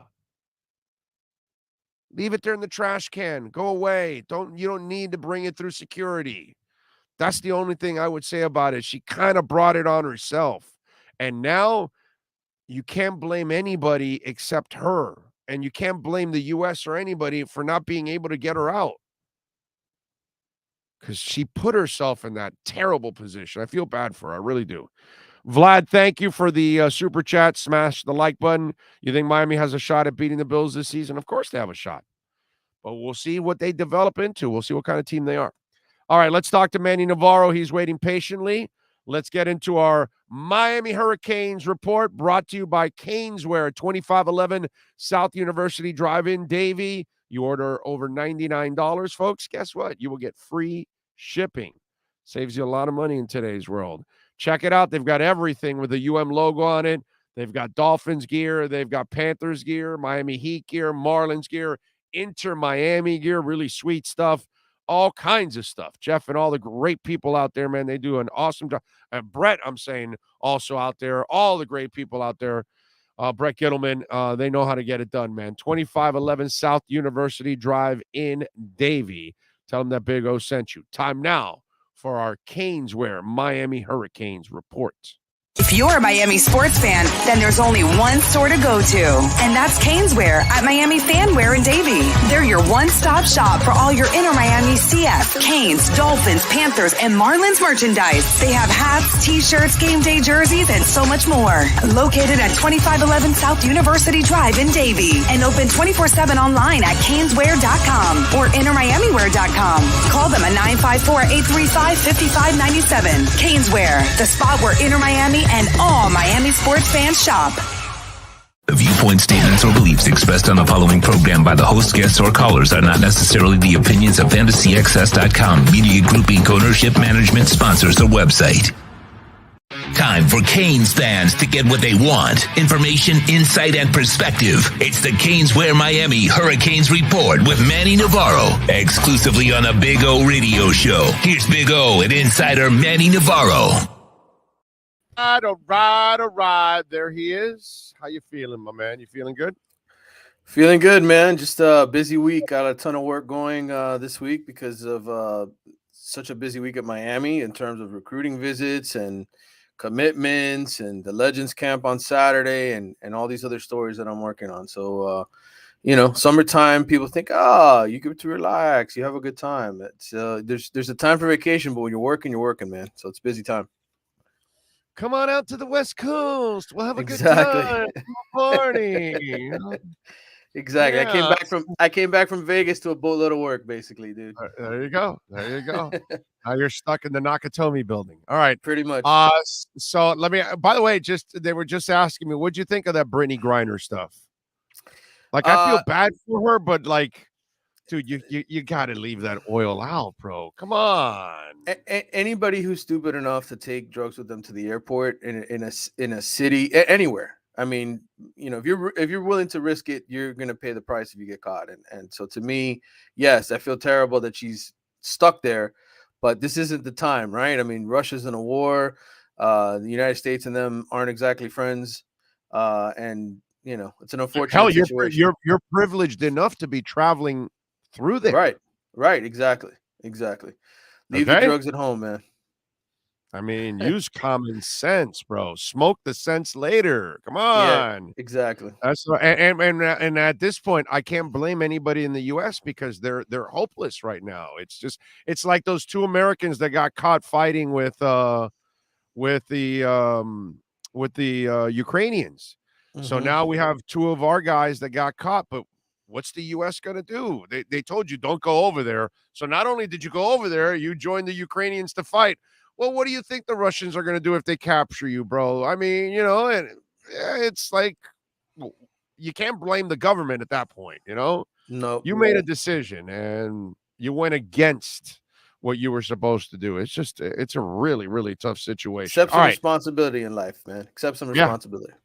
Yeah, exactly. That's actually very well put. All right, Reed Mikaseka or McKeska. Mike Seka, what is it?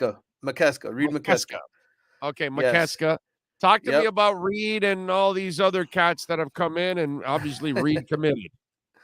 Yeah, Reed McKeska is a kid out of Texas who hasn't been playing football very long, but he's a tremendous athlete. 6'6", 233 pounds, 3-star tight end who used to be committed to Clemson, and ended up was a second tight end commitment that Miami picked up last week. The other one, Jackson Carver, is a kid out of Minneapolis who's a former hockey and lacrosse player. He was actually committed to go play lacrosse at Notre Dame. So, and he's 6'5", 220, and so both of these guys are, obviously they still got a senior year or a final year of high school ball to play before they come to Miami. But you look at Miami's tight end position, right? And that's a position that's so pivotal to this offense, and has been for years, right? Tight end you've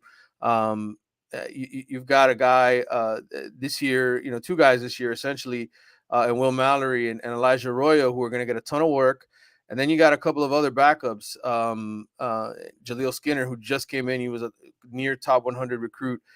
Those three guys are at the sort of the top of the pecking order. Will Mallory will be gone next year.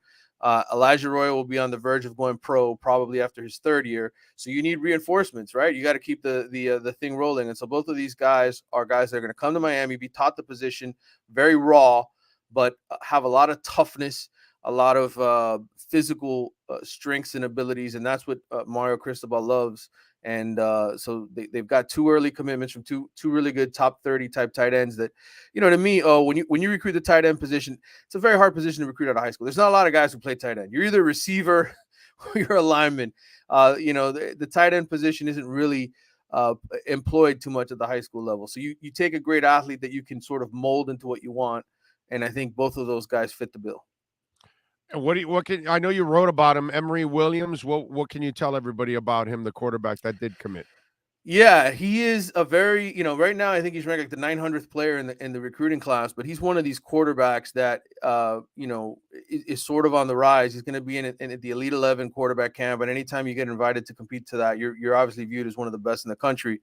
And he's out of the Panhandle area up there in Milton, Florida, and just a kid that I think he's one of those that you get and you hope to coach up for 2 years. And I think Miami's in one of those positions where with Tyler Van Dyke and Jake Garcia, sort of, in charge the next 2 or 3 years, depending on how long they're both here.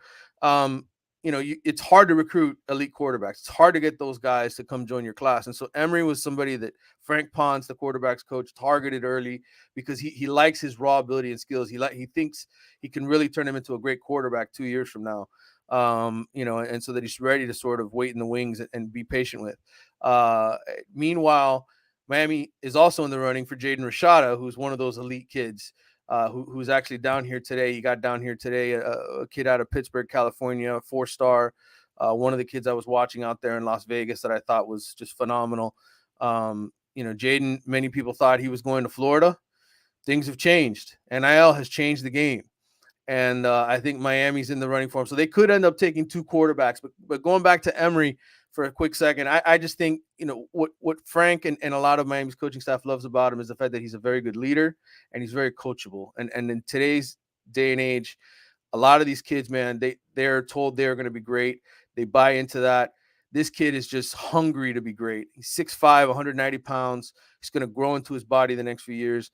And if Miami signs him in December, he's the kind of kid that, when Jake Garcia and these guys are done, you're like, okay, who's taking over? he could be that guy. All right. Interesting. All right. Did you see any tape on the kid? I watched a little bit of tape of him. It's not overly impressive. I think he's just one of those kids that over time, you look at the ceiling, right? You look at what he could be with the raw abilities that he has. And, I think he threw 16 touchdowns, only 3 interceptions last year up there at Milton, which isn't it's not like some overwhelming dominant football program. They're like a 5-5 team. But again, it's like when you recruit nowadays, it's just like in college basketball. You can't just take all McDonald's All-Americans. You need a couple program kids, right? You need a couple guys that are going to stick around and wait their turn. And to me, I look at Emory Williams and I say, that's a kid that could wait 2 or 3 years and be coached up. And look, let's not forget something here. Mario, this is a 10-year plan. Yes, there is pressure to win and deliver, but you could take a couple of kids at the bottom of your depth chart. And all of a sudden, look at Georgia, for instance, right? Who they won the national championship with at their quarterback. Nobody really heard of that kid. He wasn't some superstar. Right. And he waited his turn. He became one of the older players on the roster and led them to a championship. So I think Emory Williams is sort of that ilk. He is a guy who Joe Burrow was kind of under the radar after he transferred out and went to LSU. It was like, yeah, he's just a guy. And then he was more than just a guy. Yeah, and I will say this about Emory Williams. He has Power 5 offers. There are other teams. Indiana, Pittsburgh was looking at him. I know Florida State and Mississippi State are 2 teams that continue to recruit him. So he is a Power 5 quarterback. Don't poo-poo Indiana. They've gotten better. Oh, yeah, absolutely. Absolutely. So, look, I think everybody has this idea that Mario's going to come in here and wave a magic wand, and all of a sudden every 5-star in the country is going to want to come to Miami. You don't just get rid of 20 years of mediocrity overnight. Like a lot of these elite players want to see how Josh Gaddis' offense looks with Miami players. They want to see some of these guys get drafted. Miami had 1 draft pick last year, a 7th rounder. So you talk about getting kids to buy into your program. Yes, Mario has a track record, and he's going to do well, I think, in recruiting in the years to come. But this first initial class, he's fighting an uphill battle to recruit a lot of the elite ones. The fact that they're in it, the fact that this weekend's going to be so crazy, they've got 17 kids coming down here, plus, all the other ones that are coming to attend the Legends Camp, 3, 4, 5-star kids in plentiful amounts is great. I don't think this happens with Manny Diaz here, right? Like if Manny Diaz is packed, there's no way all of these kids are visiting. The program's in a totally different situation. Right now, they're in play for a lot of these elite kids, or at least considering Miami. Well, listen, also let's also be honest about what's also happening here. He's also laying the groundwork that even if he fails early on the, hey, I committed to Alabama or Michigan or Ohio State or Florida State. Well, if Mario goes on to have one hell of a year, by the time December rolls around, those kids will say, yeah, I'm decommitting from Ohio State. I'm actually going to go join the guys in Coral Gables now. So it's what you said to us months ago, that recruiting now is not as valuable as the transfer portal, because you recruit a kid and he's going to change his mind 8 times before he ends up playing. And he may not even be playing for you after you recruited him. 2 years later, he's clear across the country playing for somebody else. So really what's going to matter is that transfer portal, because you're getting a kid that wants to play and you need him to play, and it's going to be instant marriage. So even those guys that he might lose out early on here in these commitments, he can still gain them back later on in the year, or, by the way, lose them too at the same time. Yeah, I mean, that's the way this thing works. It's so fragile, and we pay attention to this because, look, it's what we've done for a long time, right? We follow these kids year round. I flew out to Vegas for 5 days to be around a bunch of the elite ones, to develop relationships with some of them, to get to know them before they become big stars. And to write about them. And so, it's what we do. But the reality is, for the fans who sit there and say, well, why does any of this matter? It matters for that reason. That Mario has them on campus. And even if they don't win them the first go around, that transfer portal, if those kids remember, hey, you know what? I went to Miami June before my senior year, and I really like Coach Cristobal. Hey, you know what? They just won the Orange Bowl. They just They just made it to the ACC championship game. I think I want to go And there. they have two receivers Right. graduating. They Right. need somebody. I could go there now. Right. That kind of stuff. Yeah. Absolutely. So, it's a good thing for Miami, whether or not they get all of these kids right off the bat, or like you said, go to Ohio State or Alabama. You're in the conversation, and I would say in the Manny Diaz era, you didn't really have that. You didn't really have a lot of elite kids putting Miami in the conversation. They kind of, they were fortunate that the COVID year that they were able to keep a lot of those top kids home, like James Williams, like Leonard Taylor. Those kids weren't able to go out and visit a bunch of schools, and it almost became like, okay, well, we're just going to stay home. I think outside of that, Miami's recruiting has been mediocre. And I think sometimes, we pay too much attention to these rankings they were ranked 15th or 16th. No, man, bro, there's a big gap between the top 3 or 4 and being number 15 or number 16. And so the talent isn't that close in that regard. So now Mario's getting some of these elite kids to come here and visit and consider it. And that's a big leap from where Miami was. Oh, well, listen, I think it's because, and you tell me because you're closer to this than I am, I think Miami hired a guy that is much more maniacal about recruiting than any of the coaches you've had here in over 20 years.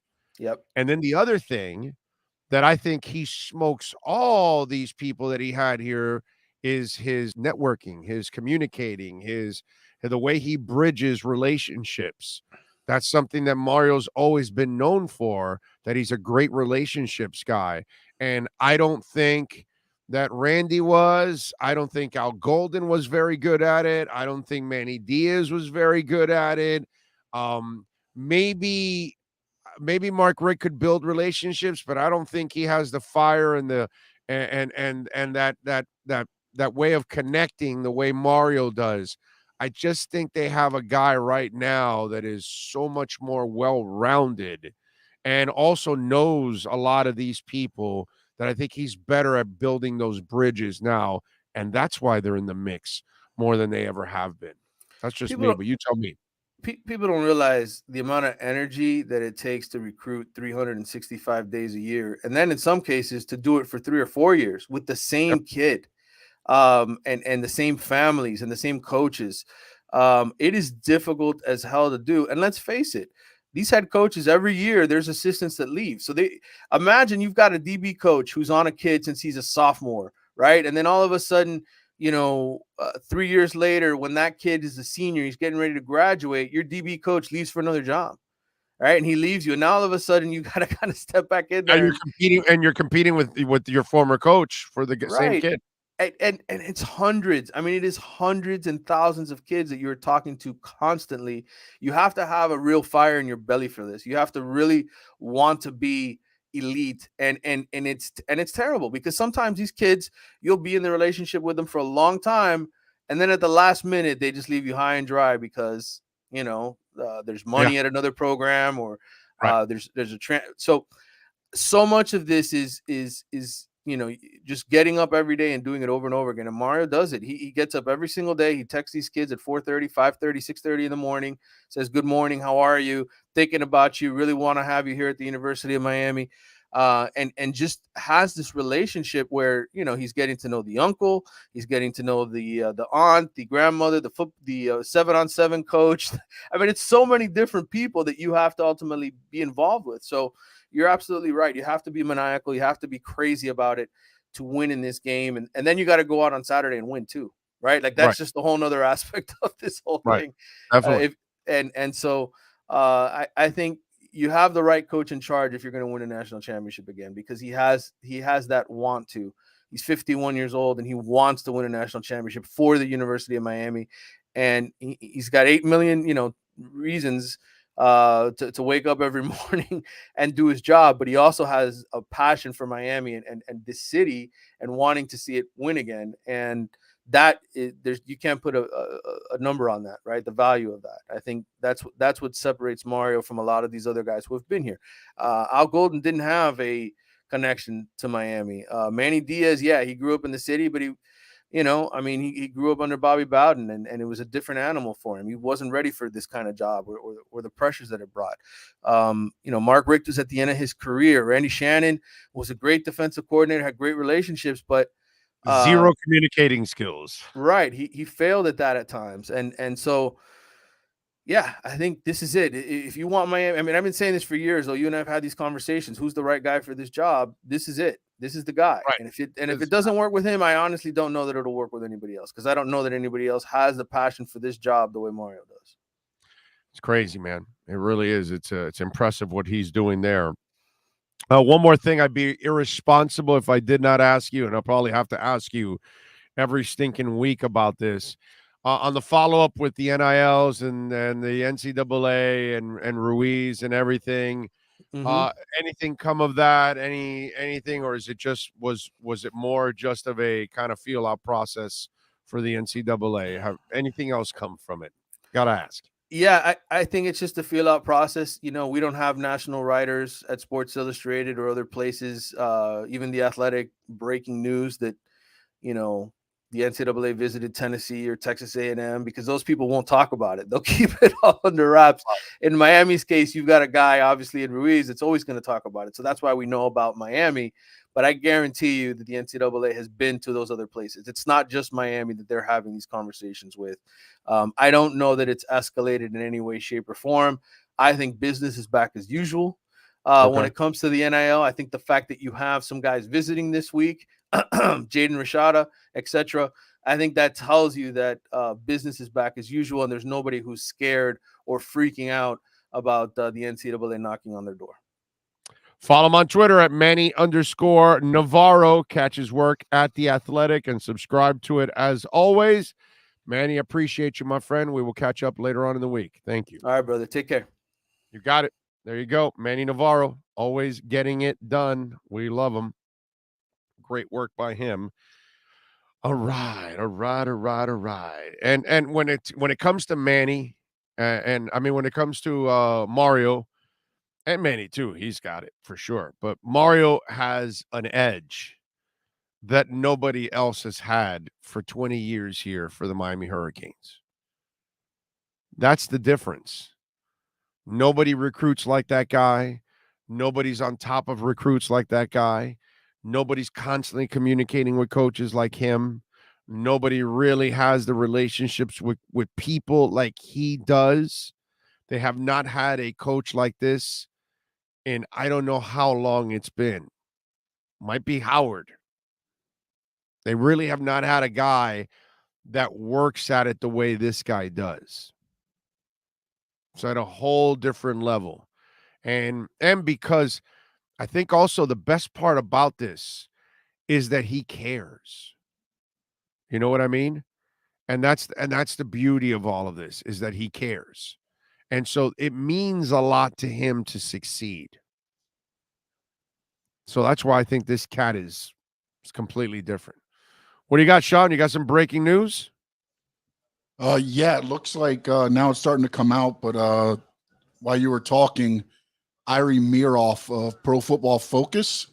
Breaking, Deshaun Watson has reached confidential settlements with all but 4 civil lawsuits that were filed against him, according to attorney Tony Buxby.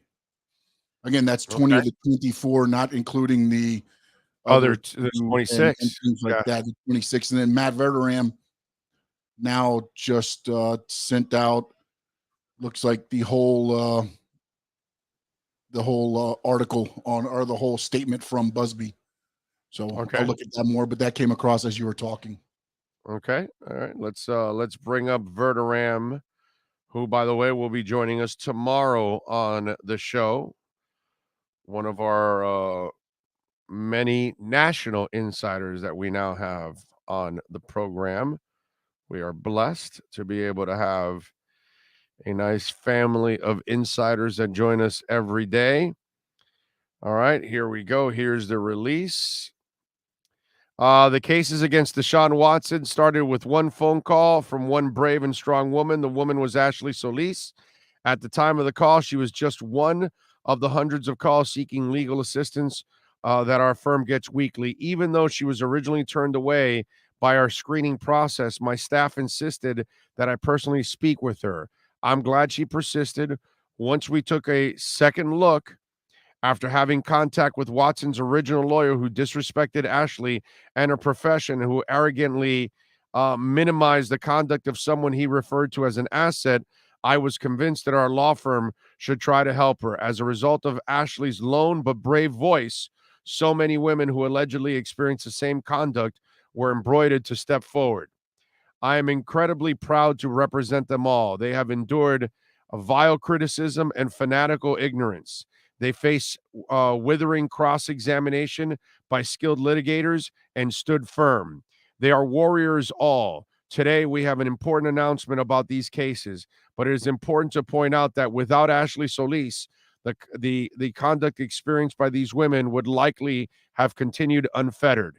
The truth is, without her courage and willingness to come forward, the NFL wouldn't currently be contemplating discipline. There would be no examination of how teams might knowingly or unknowingly enable certain behavior. Sports teams wouldn't be reviewing their personal screening process, and this important story wouldn't have dominated the sports headlines for more than a year. Today, I announced that all cases against Deshaun Watson, with the exception of 4, have been settled.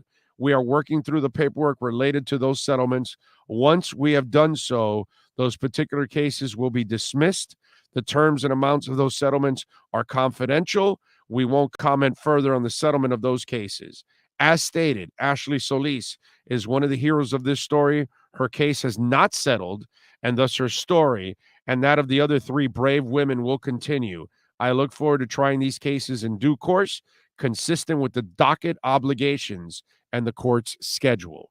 So, some have taken the money, and others now have gone away from, are still not where they want to be, in other words. And it was my boy Aaron Wilson, actually, that tweeted out that response from Busby. And Wilson's been really close to that situation also. Okay. So there you go, ladies and gentlemen. I like it. I like it. I like it. Some progress. I just hope the women get closure. You know, that's it. And then those other 4, I hope they get what they're looking for. Because obviously Ashley Solis is standing by her guns there, and apparently I don't know what she's looking for, if it's more than money. Oh, Jack White just announced the tour. The supply chain issue. the supply chain issues tour. Very good, Jack White. Very good. He'll be at the James L. Knight Center on September 20th. Wow. I like Jack White, and I like it even more now that it's going to be at the James L. Knight Center. That's a nice little place for a concert. Acoustics are terrific there. I haven't been to a concert in the James L. Knight since, Van Morrison. Van Morrison. Brown-eyed girl. Jack White. That's pretty cool. I like it. The supply chains issues tour.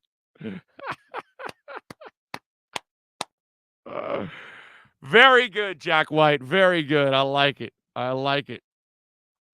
What happened to the crypto corner segment? We're still talking crypto, man. We're still talking crypto. Plenty of crypto. Actually, I was thinking of getting some. I actually did get some what's it called? Some Polygon last night and a little V-chain this morning because it's so cheap. So loaded up on those, actually. But I don't know. I just don't see this little bounce that's happened. I don't know if it's sustainable because, again, the supply chain isn't fixed. Gas prices aren't down.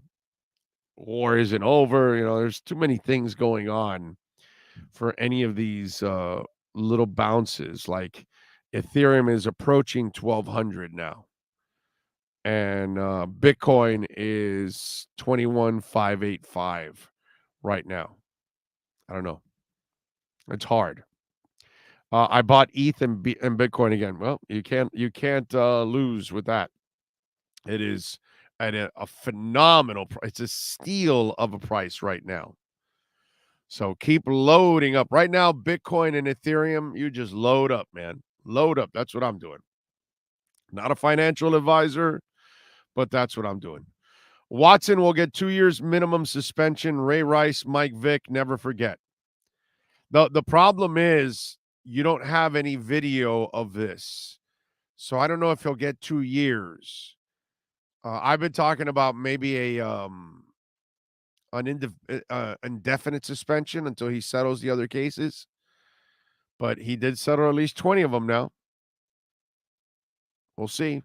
I have 1,009 Matic. Wish I had more. Well, keep buying them, dude. They're at 42 cents. Keep buying. Matic is one of the best deals out there, man. I've been loading up myself on Matic like crazy. Matic, Cardano, more VeChain. I don't stop purchasing any of those.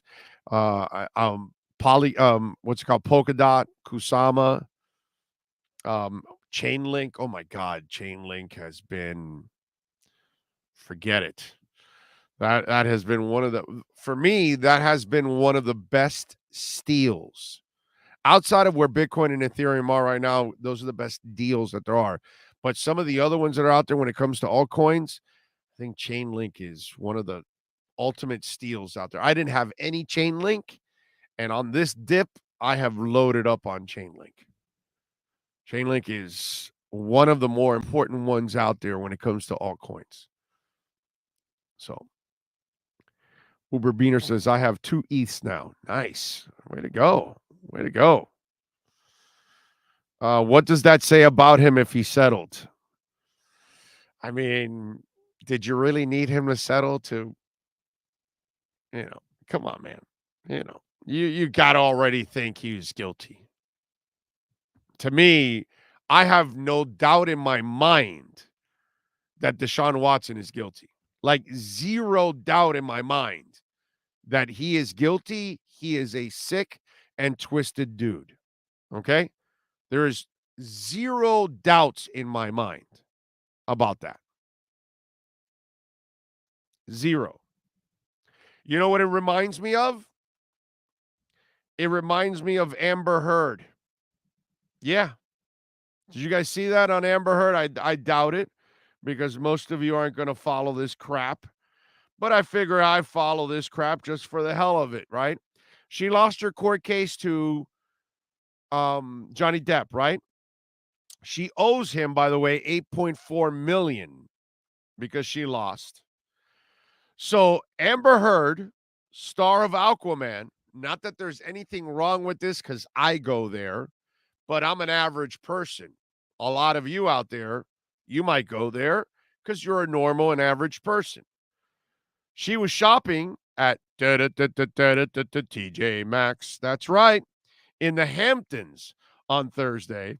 Sources told the Post in early June, the 36-year-old, she has hefty fees that she owes Depp. Well, she was shopping at TJ Maxx in Bridgehampton, New York, where the average home goes for about $3.8 million, according to Zillow. So she probably isn't maxing out her credit cards at the big box chain.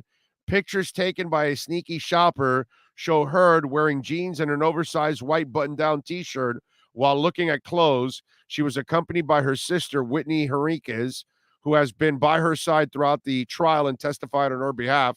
It's not clear, if anything, what Heard bought at TJ Maxx. So she's hurting so much now that Amber Heard is buying at TJ Maxx. Okay? Personally, I like to go to Target to get my jeans. They got really good deals in Target for jeans, by the way. I buy all my jeans at Target. I like Target. TJ Maxx, I mean, once in a while you can go in there and get something. You can get a shirt or, some shoes or something. Once in a while. I think you can get some stuff. You know what I usually end up getting at TJ Maxx? Like old sports T-shirts and things like that are, a year or two old, and you get them like at super discounted prices. I like that. You'll be able to do that over at TJ Maxx. So there you go. Amber Heard shopping at TJ Maxx. And speaking of Deshaun Watson and Amber Heard, I have no doubts that Deshaun Watson is guilty, and I have no doubts that Amber Heard was guilty. I'm not telling you Johnny Depp was perfect, but that woman took a dump in his bed. Any woman that is willing to take a dump in your bed, that's not the kind of woman that I want to be a part of. That's all I'm saying. That kind of would turn me off on anything. You know what Yeah. All right. Hour number 3 of the program is next. Oh, great. You got a doorbell camera. Now you got a front row seat to your house getting robbed. No. And there's nothing you can do about it. Get out of my house! Ooh, Mom's jewelry. There goes the TV. I'm sure it'll turn up at the pawn shop. No! Just because you can see them, that doesn't mean you can stop them. With Sloman's, you get 24-hour monitoring, a free home security system, and professional installation. Plus, a free doorbell camera. Free? One that'll actually work for you. It's not total security unless it's the Sloman Shield. Call 1-800-ALARM-ME.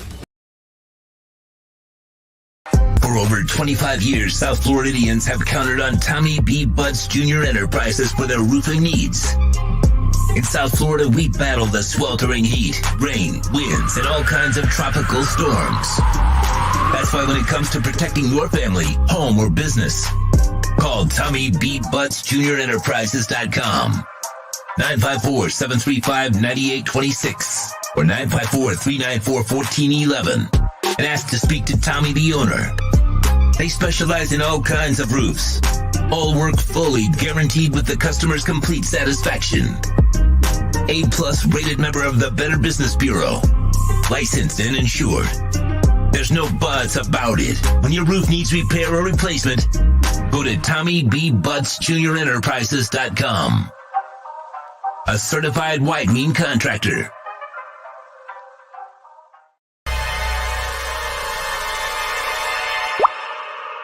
What? Oh, look.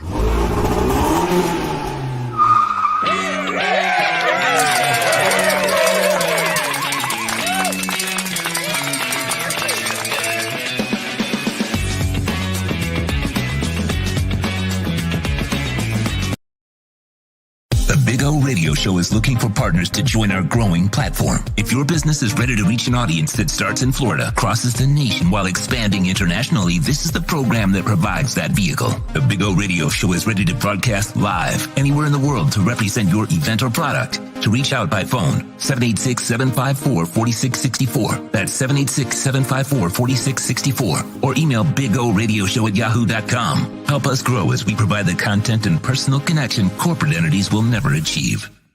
There's no need to drive around South Florida wasting valuable time looking for a new or certified pre-owned Acura. Go to the #1 volume sales dealership in the Southeast United States. Craig Zinn's Acura of Pembroke Pines. Purchase with pace and space in a dealership tailored to your needs. From home buying to providing that personal touch. Contact the 2020 Satisfaction Award winner Craig Zinn's Acura of Pembroke Pines. 888-776-5123. That's 888-776-5123. Or visit them at 15601 Pines Boulevard in Pembroke Pines. When you move, you need a reliable company led by passionate folks, eager to assist its customers during a transitional process that needs to be smooth. Call Essential Moving Experts at 844-368-5750 for all your local and long-distance moving needs. You can rely on Essential Moving Experts. Mention the Big O Show and get $150 off. Family owned and operated, they offer free 30-day storage, full-service moving, fully licensed, bonded, and insured. Moving was never so easy. EssentialMovingExperts.com. Viewpoint statements or beliefs expressed on the following program by the host, guests, or callers are not necessarily the opinions of FantasyXS.com, Media Group Inc. ownership, management, sponsors, or website. The Big O Radio Show is brought to you by Sports Grill, good food, good drinks, good friends. Craig Zinn Acura of Pembroke Pines, the #1 volume Acura dealership in the Southeast United States. The Fort Lauderdale Police Department. The FLPD is hiring. Go to FLPDjobs.com. When it comes to South Florida sports teams, very few in the media have witnessed, lived, and covered it like the Big O. Let's start the program dedicated to your favorite South Florida teams with a passion that's unmatched. The Big O Radio Show is on. Here's the Big O. Alrighty. Although we started off on a little bit of a down here in this hour, Judas Priest just announced their tour dates. No South Florida dates here. Queensryche is opening up for them. So Todd LaTorre and the boys will be touring, opening up for. They do by the way, Todd does a really good job taking over.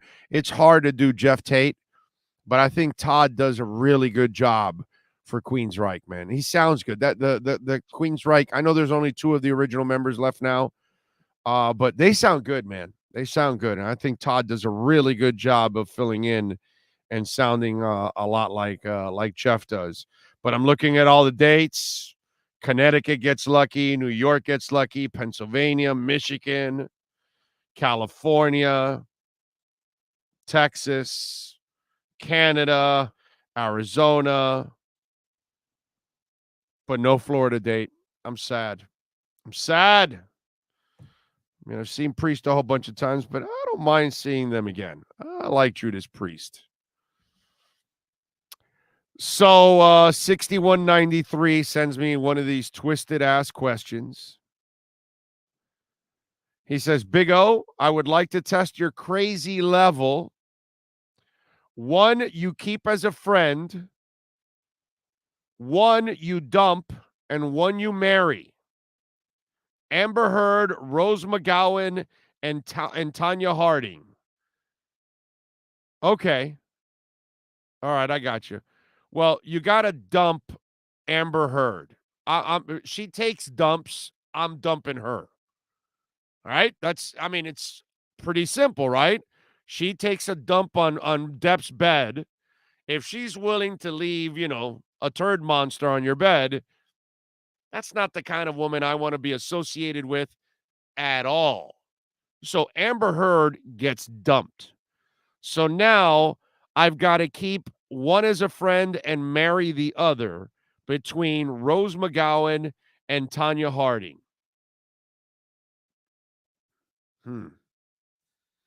Okay, Rose McGowan looks kind of crazy, so I'm going to go and keep her as a friend. Okay? And then Tanya Harding, I guess you got to marry her because she'll do anything to win. So you got to go with that at least. You know what I mean? That's kind of the bright side of it. So there you go. Okay? So there's my level of craziness. And I will say Amber Heard is the hottest one of the 3. And I'm dumping her because she's crazy and she'll take a dump on your bed, bro. I mean, like I'm throwing that mattress away. There's no take the sheets off, go wash them, hit some Febreze on the shot where she dumped. No.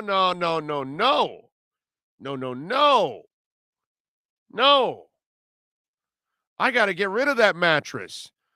The heat will be emanating from that spot for the rest of its life. No. Can't do that. No. Eddie Left says, Jeff Tate, one of my favorite singers of all time. Well, Eddie, you're no dummy, bro.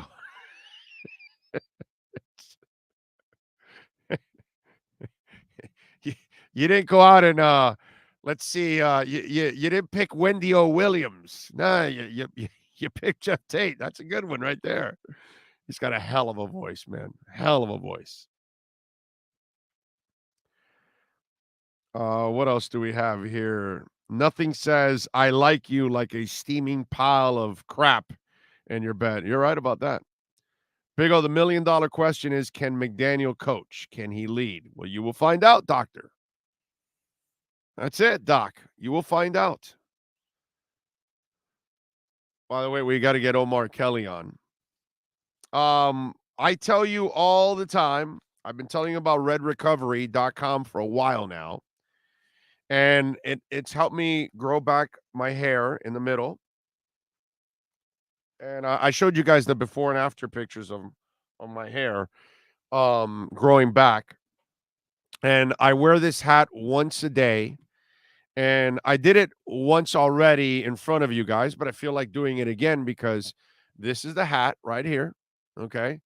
This is the Red Recover battery that you charge, USB. So you put it on, right? Well, first you want to hit the button and it'll go for 15 minutes. And see the lights? And the lights on redrecover.com, these lights, they regenerate your follicles, the ones that can be regenerated. Now, if you've been bald for a long time, it'll probably be very hard to regenerate. It's not impossible, but it's very hard. Like the entrances right here at the beginning, those aren't coming back for me. And I've been wearing it for several months now. Now, all of this is growing back. And so I've been telling you about redrecover.com for a while now. And it's great for muscle recovery following your workouts. It expedites healing from sprains and strains. Pros, amateurs, recreational athletes use redrecover.com. Hayden Hurst, first-round pick, tight end for the Bengals. He uses Red Recover as part of his daily program to optimize performance on Sundays. If you want to listen to his testimonial and watch it, you can check it out on the website. Go to redrecover.com. They've got the blogs going on there. They've got videos going on there so you can read about it. It's very self-explanatory. Red Recover is only wearable red and infrared wraps in the market with 3 different light wavelengths to help you optimize recovery and performance. Red Recover is 100% natural with no side effects. Go to redrecover.com. Use our discount code BIG O to get 10% off on your discount there of the sale. Sean's been using it for his knees. His knees are basically bone on bone. So he uses it to alleviate the pain there also.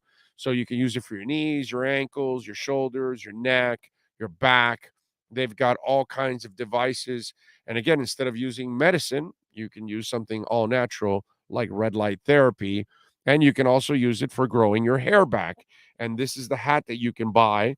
Now, the hat may not be on the website yet because they're on back order, so they don't want to put it on the website.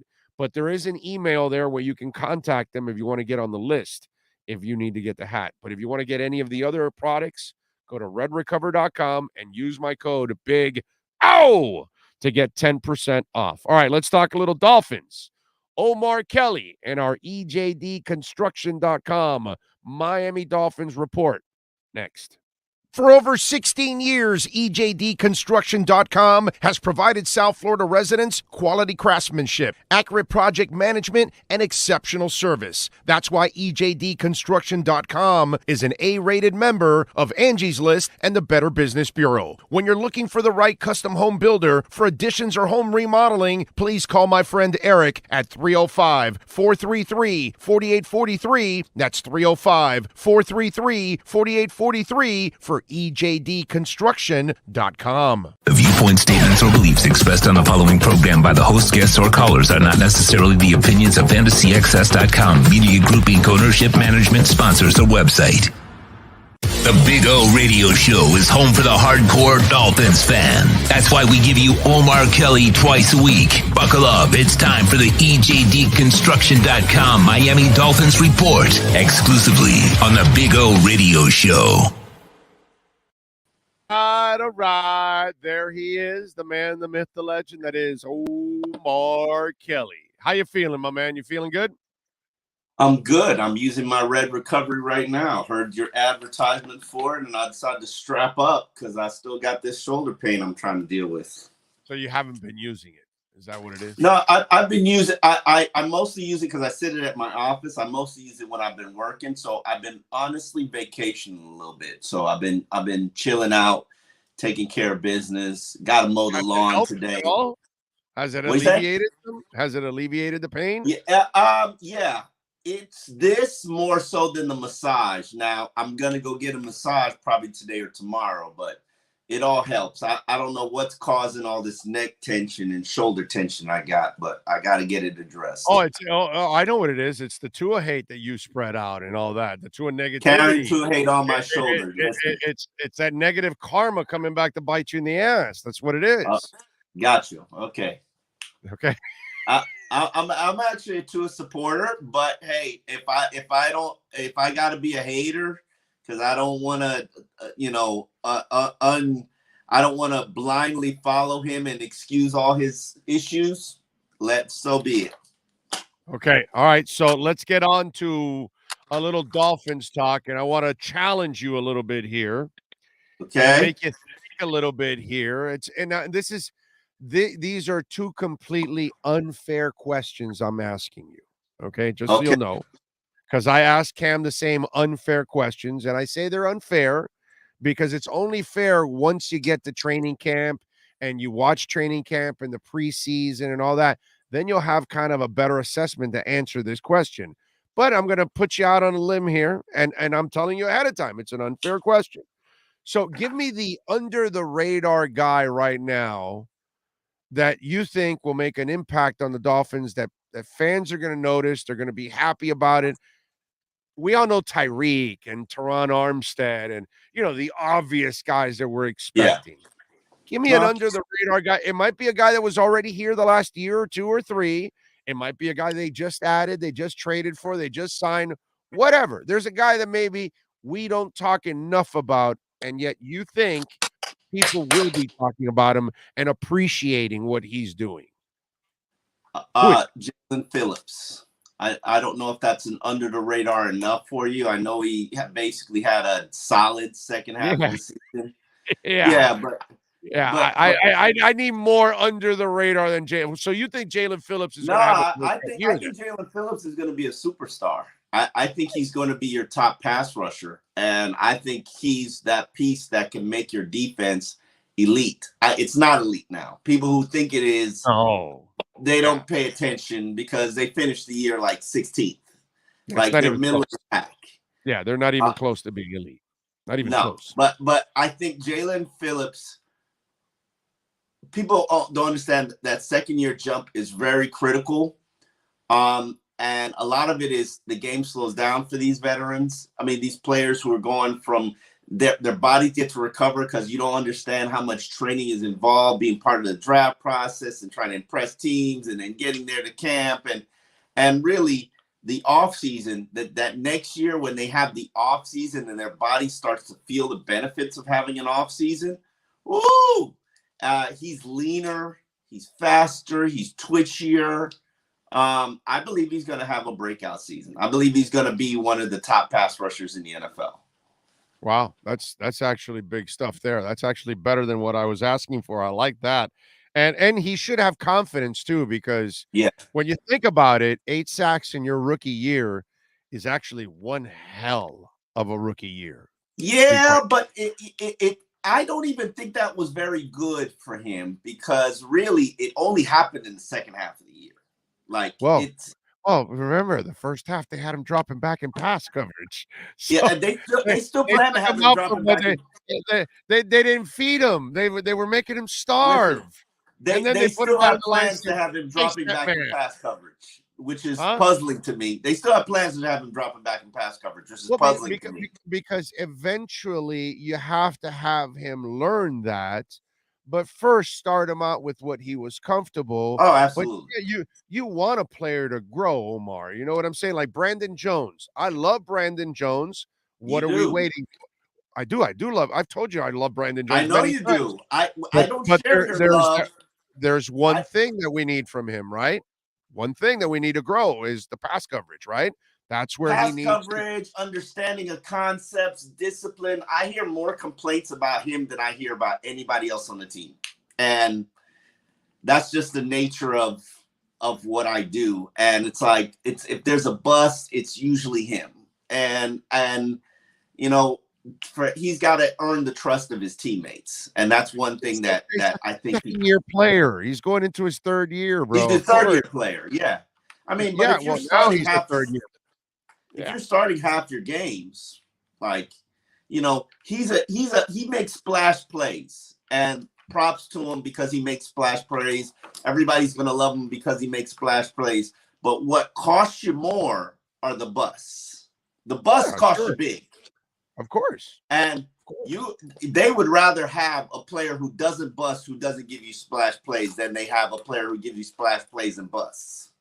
But I would also love to have a guy to, play like Javon Holland and switch right away and be, but sometimes you have the guy that, Terrell Buckley was like that too. When he first started, he took a lot of chances and got burned. Yeah. And then he learned to be a little bit more disciplined and got better as a player. And that happens to a lot of players early on, that they're young and they make mistakes. He's an aggressive player, Brandon. And so that's where he gets caught up a little bit, and he'll, run out of plays and put himself out of position at times. I get all of that, but I also do understand that young players do need some time to grow, and they're able to make mistakes. You know what I mean? You have to allow them to make those mistakes. The question is, does he grow from those mistakes, and does he get better? And you got to say, I think he got better from year one to year two. So now let's see if he starts to take a little bit more of a jump again this year. Overall, I like his progress. I like what they're doing. All right. So the next question I have for you. So you went to practice. Again, an unfair question. It'll be a much more fair question for you a couple weeks into camp. But again, we got to have some fun. We got nothing to talk about. Okay, so let's just, what do you want me to do? Talk about Deshaun Watson again and the settlements? That's Cleveland's problem. So let's do this. So you got Austin Jackson, you got Hunt, you got Connor, you got Liam, Liam, and then you've got Armstead will be your left tackle. Okay, maybe so don't not factor in Robert Jones. Well, can I ask you the question first? Go ahead. Go for it. Okay, so now you got those five. That's their starting five at the moment. That's what they're experimenting with. That's what they think is the best five. Maybe there's somebody else. That's what I'm going to ask you. And I think you just answered it, damn it. Who's that guy that could be knocking on the door, and whose door could he be knocking on? So who's the guy on the line? Again, an unfair question. And who's the guy that's on the bench right now that could be saying, yeah, this guy could be taking that guy's job? Who's that? I'll give you two names. My first is Robert Jones. They have a very high opinion of him, everybody. He started the final game of last year.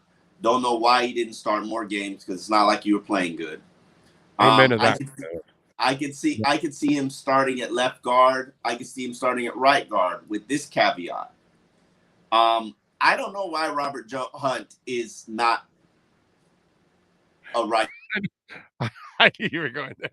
I knew you were going with the Austin Jackson. He's gone Hunt over. When I see it, I'll believe it. When I see Austin Jackson, Austin Jackson, he's got that Dallas Thomas disease, where he'll be respectable for 45 to 50 snaps per game, but then there are 5 snaps where he's just an absolute disaster, and those will ruin the game for you. Right. So it's like the long snapper, right? He's got 5 perfect snaps in the game, but that one that he screwed up lost the whole game. My second name is Greg Little. They traded for him last year. Okay. I don't know why coaches don't trust him. I don't know why coaches don't like him. I don't have the answer to that. But I do see athleticism. I do see size. I don't necessarily have enough sample size to tell you whether or not I see technique, but I could see him starting at right tackle. So those are my 2 names for you. Okay. I like that. All right. And then Michael Dieter. Michael Dieter is a wild card, because Michael Dieter can start at any spot on the interior. Right.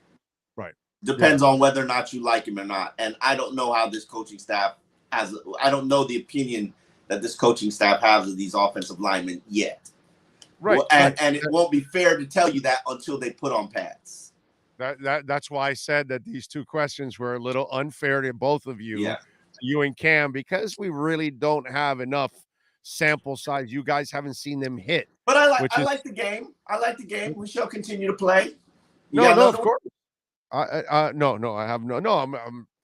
I got you on Friday. I'm not gonna,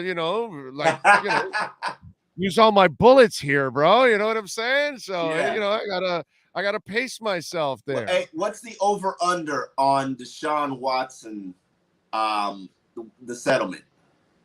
Well, he got 20 of them, so he's got 4 left, plus the other 2. What's the dollar value you putting on it? What do you mean value? Like what? How much money? How much money you think? I think he had to give about $200,000 to each. He had to double the 100. You putting 200 on it? Yeah. Keep in mind that Busby probably takes 40%.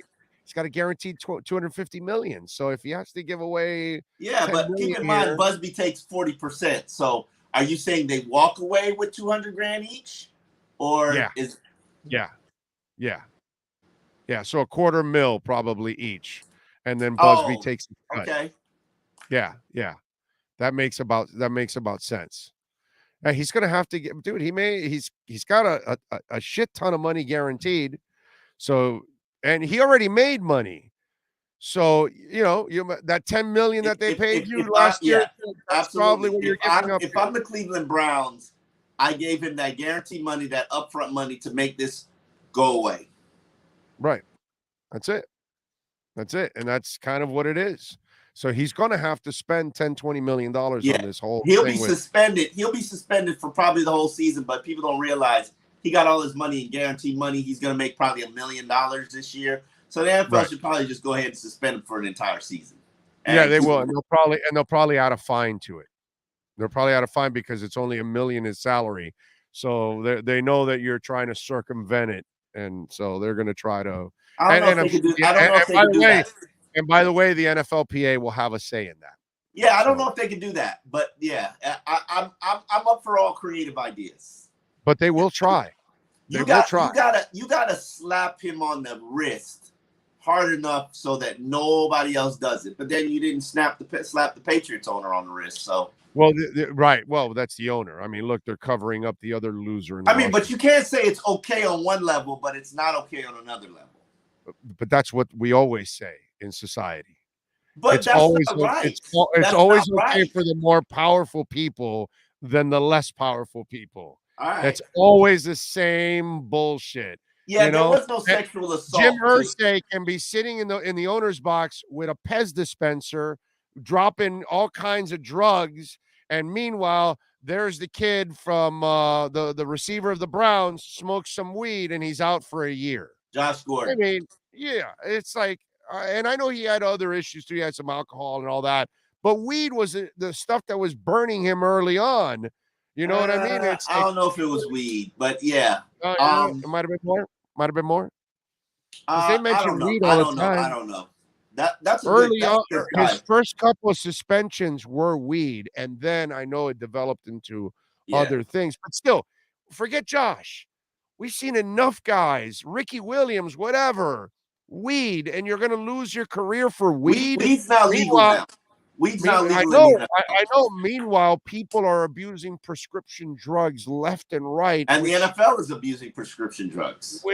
And alcohol is legal, which is 1 billion times worse than weed, and the prescription drugs are 10 billion times worse than weed, and yet we allow that in society like it's normal. Oh, you've got an issue. Oh, did you get some help? Oh, okay, great. You smoke weed? Oh my God, you're the devil. I mean, it's just ridiculous, bro. It just gets to a point. I'm glad that they're actually weed in the NFL is about pain management. Most of it. Exactly. Instead of using opioids, you use, marijuana. And you're better off smoking a joint than having 4 Johnny Walkers at the end of the night. Sorry, bro. That's just the way it is. We demonize something that doesn't, that, by the way, we demonize a drug that has more medicinal purposes than alcohol. Than almost anything out there, bro. The amount of medicinal purposes they get out of that plant is sick. How much they get out of it, okay? Just by taking care of babies with seizures alone blows your mind. Yeah. Okay, there are babies that have hundreds of seizures a day, and without that oil from that plant, people with epilepsy too. Epilepsy, yes. I hear where you're coming from. Yeah, I mean, give me a break, dude. But it's just our priorities are all kind of screwed up, and that's why we have Deshaun Watson going through this mess. But we know that Dan Snyder has been involved in all kinds of dirty crap, and the rest of the 31 owners, they're only protecting him because the shield is more important. Oh, wait, yeah, absolutely. And that's what's going to, and that's by the way, that's what's going to be the saving grace for Stephen Ross, that the NFL is going to be his left tackle, and because you cannot expose the owner, because if you expose the owner, you expose the league. So they're going to protect these owners every single freaking time, bro. That's correct. If they can. So screwed up. All right, what are you working on the Sun Sentinel? I'm ranking quarterbacks, starting quarterbacks in the NFL, and I'm actually putting them because they kind of fall into tiers and groups. The elites, the next batch, the in the waiting room, the over the hill gang, haven't proven it, and then the either ors. Okay. All right. All right. Well, check it out at the Sun Sentinel. Make sure you subscribe and support Omar, Dave Hyde, all the great writers there that they have at the South Florida Sun Sentinel, and follow them on Twitter at Omar Kelly. We will catch up with you on Friday, my friend. Hope you feel better. Thank you. Appreciate it, bro. All right. Got it. There you go. The great Omar Kelly.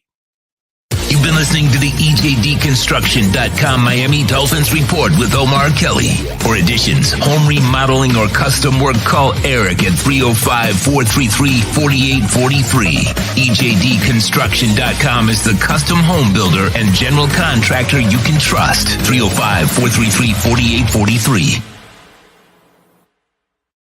Kim, as always, he's got the edge, and you can have the edge too.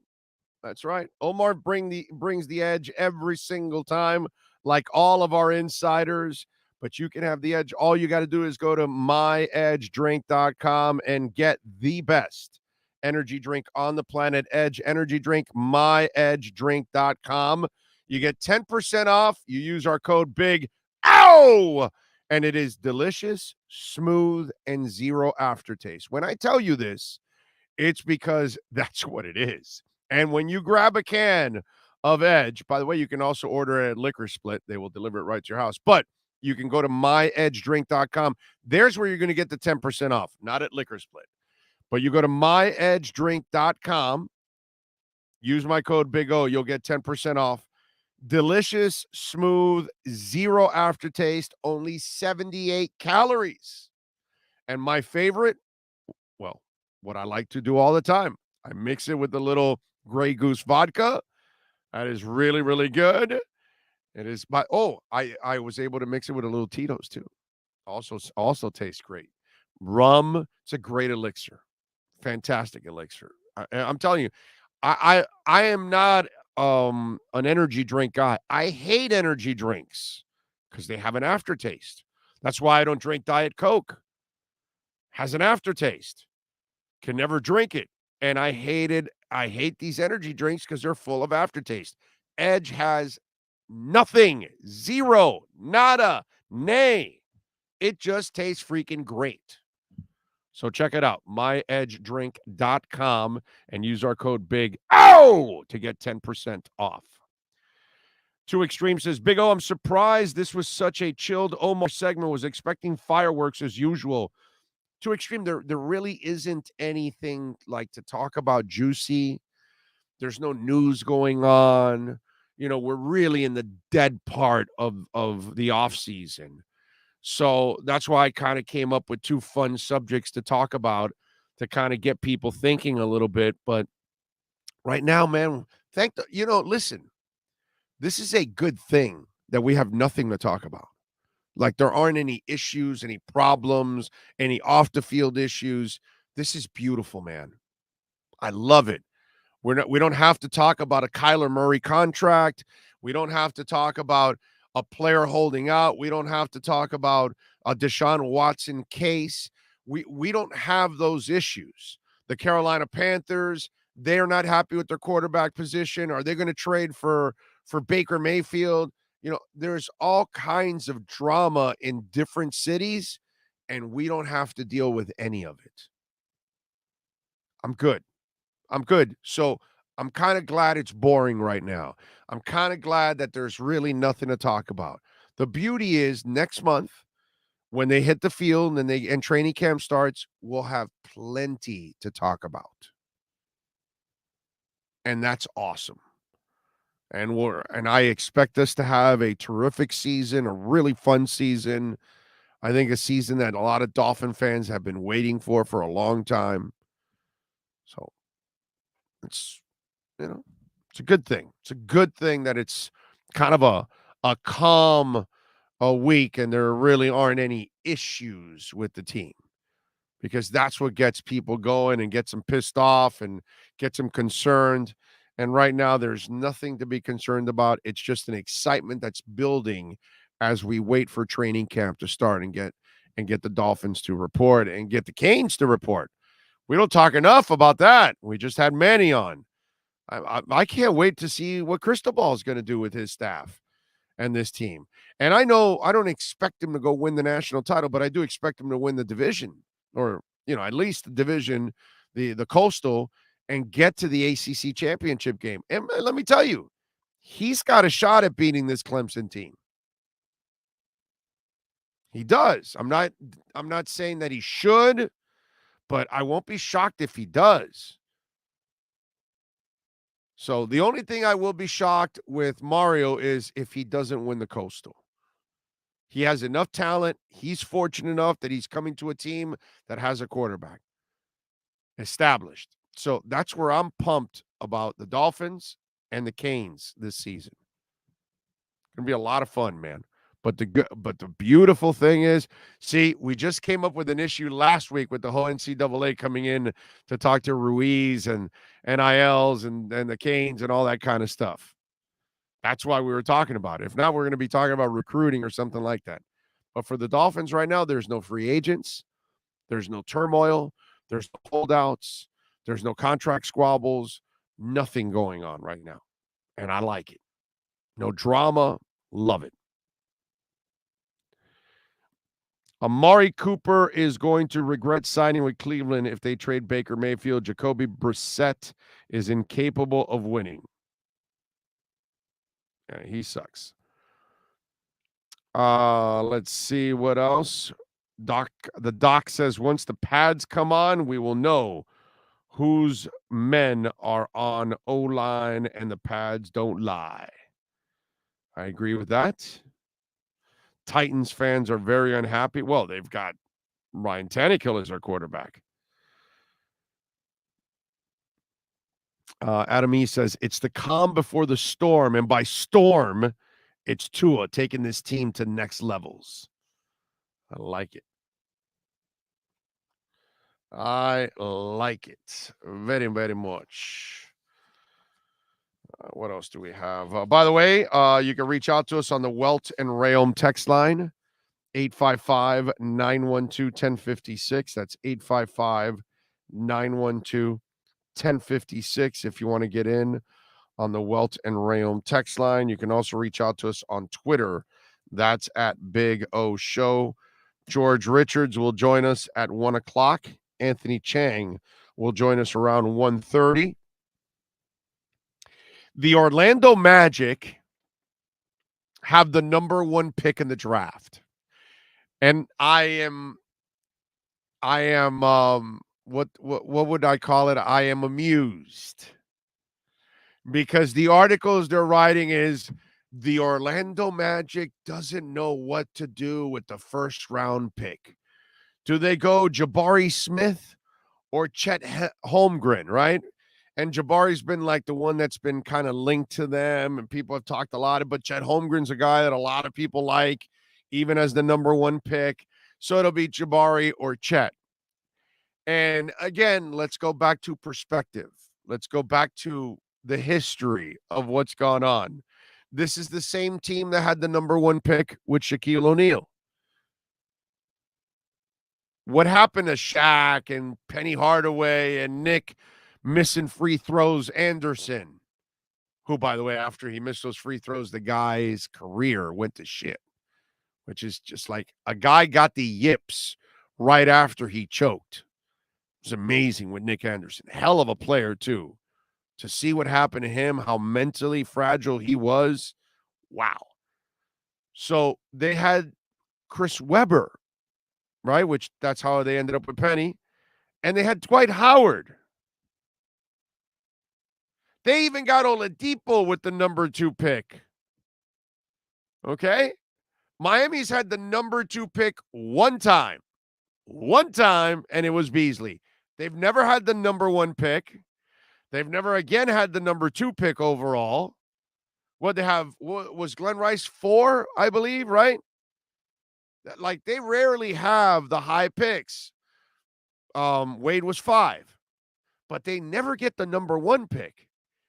The Orlando Magic are now visiting the lottery again, and for the 4th time in their history, they have the number 1 pick. And back in the days when you obviously knew who was the best player and you took, Dwight Howard at that time, Shaquille O'Neal, Chris Webber, all that, it's a lot harder now because they're so much younger and unproven. But this is an organization that has had the number 1 pick over and over and over again in different periods of its existence and has failed every single time. Not only do they fail to win it all, ever, lately, over the last 20, they failed to actually make any deep runs. They did with Howard once. But it's a team that hasn't won anything ever. How crazy is that? And they've had the number 1 pick now for a 4th time in its existence. Not one time has Miami had it, and they have 3 titles. They've been to the finals, 6 or 7 times, right? Something like that. They've been, I don't know how many times, the conference finals, 12, 13, I don't know, something crazy. I don't know if it's that many, but it's a lot. And I'm watching that. I'm like, does it really matter if you go with either? There's a good chance the player may not be good and you won't do anything for many years. Or there's the other chance that he'll be good and eventually he'll want out and he'll go somewhere else because he doesn't want to stay in Mickey Mouse land. The organization in the same city as Mickey Mouse, the organization that has been Mickey Mouse from the get-go, is trying to decide between Jabari or Chet in the NBA draft. God, what a way to ruin riches. What a way to display how incompetent you are as an organization in your entire existence. The Orlando Magic. And their pinnacle is still the Shaq and Penny days. That's still what is, the elite moments of their existence. And yet there are no banners hanging. 4 times now they've had the number 1 pick. And Oladipo was the number 2 pick. Wow. That is a real doozy, as they say. All right, 855-912-1056. That's 855-912-1056 if you want to get in on the program. If you had a choice of any QB to win a Super Bowl with 2 seconds left, 4th and goal on the 9-yard line, give me Marino. Give me Marino every time. I have no problem. Marino wasn't the problem. He had no defense and no running game. It's not just Tua, man. There's lots of quarterbacks, including Marino. They all need help. And if you don't give them the right pieces around them, it's going to be hard for them to win it all. Marino would win anything at any moment. I have no doubt in my mind. I watched him enough. Talk about a guy that has the super it quality. That's that dude. That's that dude. That dude carried that damn franchise for a long ass time. He is a freak of all freaks, man. So Ray says whoever the Magic pick, they're either going to be a bust or they're going to trade him in 3 years. It's the Orlando Magic. What do you expect? Exactly. Big O, I keep saying that the most important move the Dolphins made was getting rid of Flores, McDaniel, everything out of Tua and the rest of our team. Yep. I'm with you. I've been a big proponent on Flores being the problem for the team more than anything else. Weed causes long-term impairment to the brain and linked to hair disease? Or is that what do you mean? You mean hair disease? Also, it stinks. Rosendo, prescription drugs are 1,000 times worse than weed. Okay? Coca-Cola is 1,000 times worse than weed. Those are the facts. Liquor, 1,000 times worse than weed. There's a lot of things that you do in life, Rosendo, that are way worse for you than weed. That's the problem we have in this world. There's too much. They allow you to do things that are actually a hell of a lot more of a detriment to your life. And then they stop you from doing things that, sure, they have some negative things to it, but you're doing other things that are way worse. So you could smoke a joint every day. You're probably worse off eating Twinkies every day. I mean, that's just the facts. It's probably a good chance you'll live a lot longer smoking weed than you will eating Twinkies. So, that's that again, it's how you've been brought up. It's how they treat it. So it makes you think that way. But that's not the case. There's a lot of things you do in life that are probably way worse than smoking a joint, and you don't realize it. Oh, heart. Again, cigarettes are way worse than that. Alcohol is way worse than that.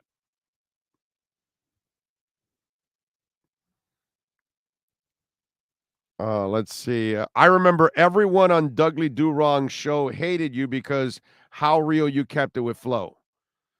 Yeah. Hey, who is it? Hunter. Hunter, you're probably kind of new to my show. For 30 years, that's how it's always been. When Ndamukong Suh signed and they were all going crazy, I told them that was a stupid contract. And I'm the hater and I'm the jerk and all that. And I was right. It's just the way it is. But that's how it's always been. Tannehill, same thing. I'm the negative guy, this, that. And they realize that I'm right. That's all. I'm not perfect. I'm not going to get everything right because it's impossible. But when it comes to Dolphins, I have a tendency of getting a lot of it right. And sometimes some of these things, Mike Wallace. I had a guy that was, he was a troll of all trolls. And I hated the Mike Wallace deal from the get-go. I said, that guy's not a number one, never has been a number one. He's a complimentary receiver. He wasn't really even a number two. He was probably more of a three, but he benefited in that receiving core because Pittsburgh is so good at drafting receivers. They had a bunch of guys. And it took pressure off of him. So it allowed him to excel. But he wasn't that good. And Peerless Price was like that also. Again, perspective. Peerless Price played opposite of Eric Moulds in Buffalo. Had a great year. Atlanta thought he was better. He wasn't. Atlanta gave him all that money. They learned their lesson. He benefited off of Moulds. So did Mike Wallace. And a lot of Dolphin fans thought I was a hater because I hated that deal from the get-go, and I said it was a bad contract. What can I tell you? You know, so it's fine. Listen, man, I'm a hater for some things, and then, like, for Tua, I'm a blind-ass fan. For Chris Greer, I'm a blind-ass fan, right? So that's just kind of the way it is. It comes with the territory. You're positive, you're a homer. You're negative, you're a hater. Meanwhile, I've been a fan for 50 years, fan longer than most, seen more games than most, followed the team more than most. But no, of course, I'm a hater. Big O, do you remember when the local radio stations like Y100 do the songs for the upcoming Dolphins game? They haven't done that in years, I think. Yeah, I'm not sure, actually. Watching on delay, listening to Omar talk about these linemen, I can't help but hear a voice in the back of my head scream, this is the same guy that thought highly of Jesse Davis.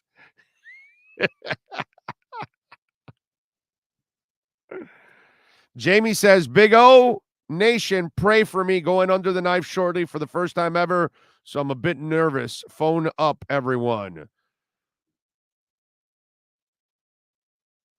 Bless you, my brother. Phone up. I don't know what that means, the phone up thing, but best wishes. You'll be fine. You'll get out of it, and you'll be 100%, Jamie, and you'll be back on our chat board. All right, so make sure you check in with us right away, as soon as you can, once you're recovered. All right, definitely want to hear back from you, my brother. So good luck. Doctor says, hopefully you're right about this Dolphins vibe, Mr. Big O. We need some good times. This franchise does a lot of charity. It deserves good. Listen, we're due. I'll tell you that. We're due. You know what I'm saying? That's for sure. It's been a long time, man. We're due. All right, you know who's also due? George Richards. We're going to start off hour number 4. We had a little Okie last night. The Tampa Bay Lightning. They looked pretty good last night. So we'll talk to George, find out what happened there. Why did Tampa Bay look so much different at home compared to on the road? So we will talk to the expert, the insider following the NHL and your Florida Panthers, and we'll find out if there's any kind of Panther news too. It's our ALennyLocksmith.com Florida Panthers and NHL report. The lockdown segment is next. Why is it that you get locked out in the worst moments of your life? Where are my car keys? Man, I can't find my house keys. In those frustrating moments, you need a locksmith you can count on.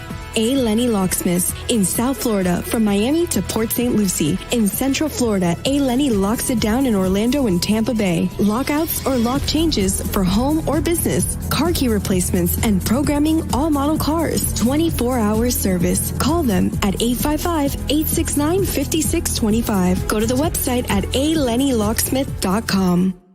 Time for the Lockdown segment with Florida Panthers insider George Richards. This lockdown is brought to you by A. Lenny Locksmith Services. Count on them 24 hours a day. Go to the website at alennylocksmith.com. Here's FloridaHockeyNow.com insider George Richards.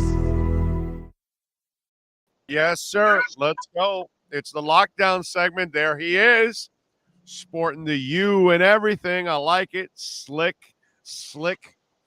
All right, my brother. So last night, that was a different Lightning team. The speed of the Avalanche was not nearly as prominent as it was in the first 2 games. Talk to me, man. Tell me what happened. What happened on the ice last night? Well, good afternoon, Orlando. Thanks for having me as always. I think it was just, maybe they rubbed Tampa Bay's nose in game 2 a little bit too much, right? 7-0 beating Tampa Bay in game 2. The Lightning obviously came out desperate. I mean, they're the 2-time defending champs. They're playing at home. All the talk was, hey, if these guys get swept, does that affect their, their status as a dynasty? Yada yada yada. They just came out and played desperate. I mean, Colorado played a pretty good game early on. I think Colorado was up 1-0 in the game. They cut it to 3-2 at one point, and and it looked like that Colorado had the momentum, but Tampa Bay found a way and ended up blowing that one out. Colorado pulls its goalie. Listen, we talked about it last week. That's the one weakness of Colorado, is what they've got going on in net. Now, I would not be surprised. Sorry, I'm in the car. I'm driving north. Oh, you're all good. I wouldn't be surprised to see Colorado win game 4 and go back to Colorado and win this thing in 5, because Colorado is the better team. But I think now that there is a little bit of uneasiness now in net with Colorado. They knew it all. They knew it throughout the playoffs and got away with it, that they weren't as great in net as they should be. And we'll just see what happens. If Tampa Bay can tie this thing up 2-2, go back to Denver, flip a coin in game 5.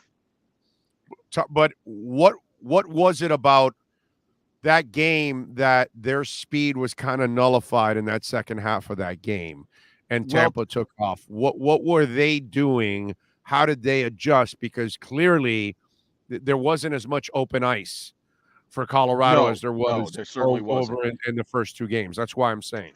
Yeah, well, Tampa looked tired in the first 2 games of this series. I mean, even in game 1, the game that went to overtime, Colorado was the dominant team. Some people are blaming that thin air in Colorado. Definitely Tampa's not used to playing in that mile-high atmosphere. You look at NBA teams. How many times did the Miami Heat lose in Denver? Consecutive games. Teams that go there all of a sudden can't function.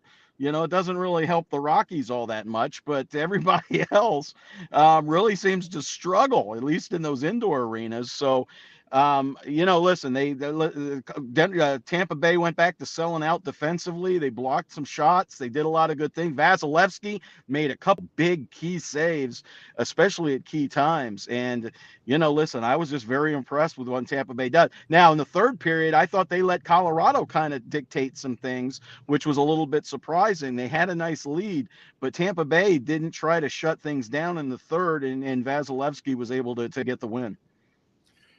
When you look at the home ice, this is the worst sport for home ice, home field, home court, whatever the hell you want to call it, in all these sports. Right. It doesn't matter, right? It does not matter pretty much overall in the NHL. It's the weirdest thing, because the average fan feels always like they have an advantage at home, but in this series, so far, it's kind of held, it's held pretty much. And one of the things that I did notice last night, it looks like that crowd in Tampa, man, it looks like it gives them an advantage. Like they are into it. The vibe, you've been there, I've been there. Oh, yeah. The vibe outside leading into inside, they have done a magnificent job of creating that. Obviously, winning helps and being a great organization helps, but they have done their part. And that's the other thing that I kind of noticed last night, that, Tampa played a better game, but it looked to me like they also benefited from that atmosphere. They fed off that emotion, right? I mean, they definitely fed off that crowd. Yeah, you've got to hand it to Tampa Bay, the Tampa Bay Lightning organization, for what they've created. And the Panthers have tried to copy that a little bit by buying, by trying to be the community's team and all that. The problem is, with the Panthers, they can't replicate that, because guess what Tampa Bay doesn't have? A basketball team. They do not have an NBA team to compete with, and the Panthers do. So, and we don't have that thing that we can build bars around it to create. Right. That you don't have, right. Yeah. The Heat actually has that. Bayside and some of the other bars Sure. around. So you kind of have a little bit of that in downtown because you're there. And that's the reason why I also think that tarmac or whatever the hell they call it outside, they're going to have to do something with that to try to create some kind of a vibe.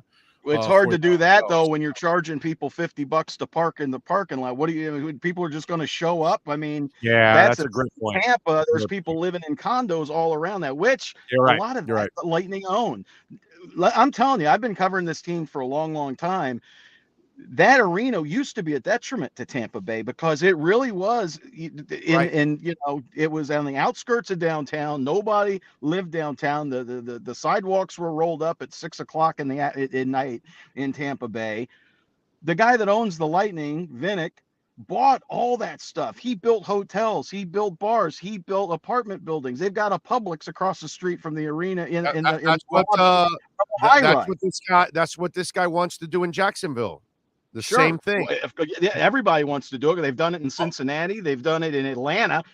They created a city around that Braves stadium. Yeah, that's where all the money's coming from now. Teams are going to develop around. The Cleveland Browns are thinking about doing that. They're in the news how today, about but this? they're talking about that around the lake. How about this, which has been a utter failure?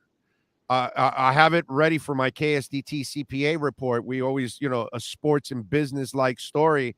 Do you see what the Coyotes want to do now? What are they thinking about? They're the same thing. In Tempe. Yeah. An entire complex around the facility where it has bars and real estate and all kinds of stuff. And obviously, the owners of the Coyotes will own all of that. So the idea is to make the money off real estate and all that stuff and create the atmosphere for their team, which, as you know, it has been maybe the biggest failure in hockey has been the Coyotes right now, right? They've already got that, though. They've already got a little city around in Glendale. The problem is it's in Glendale. That's like putting the Florida Panthers arena in Port St. Lucie and hoping that people will come to Port St. Lucie to watch. You know what I mean?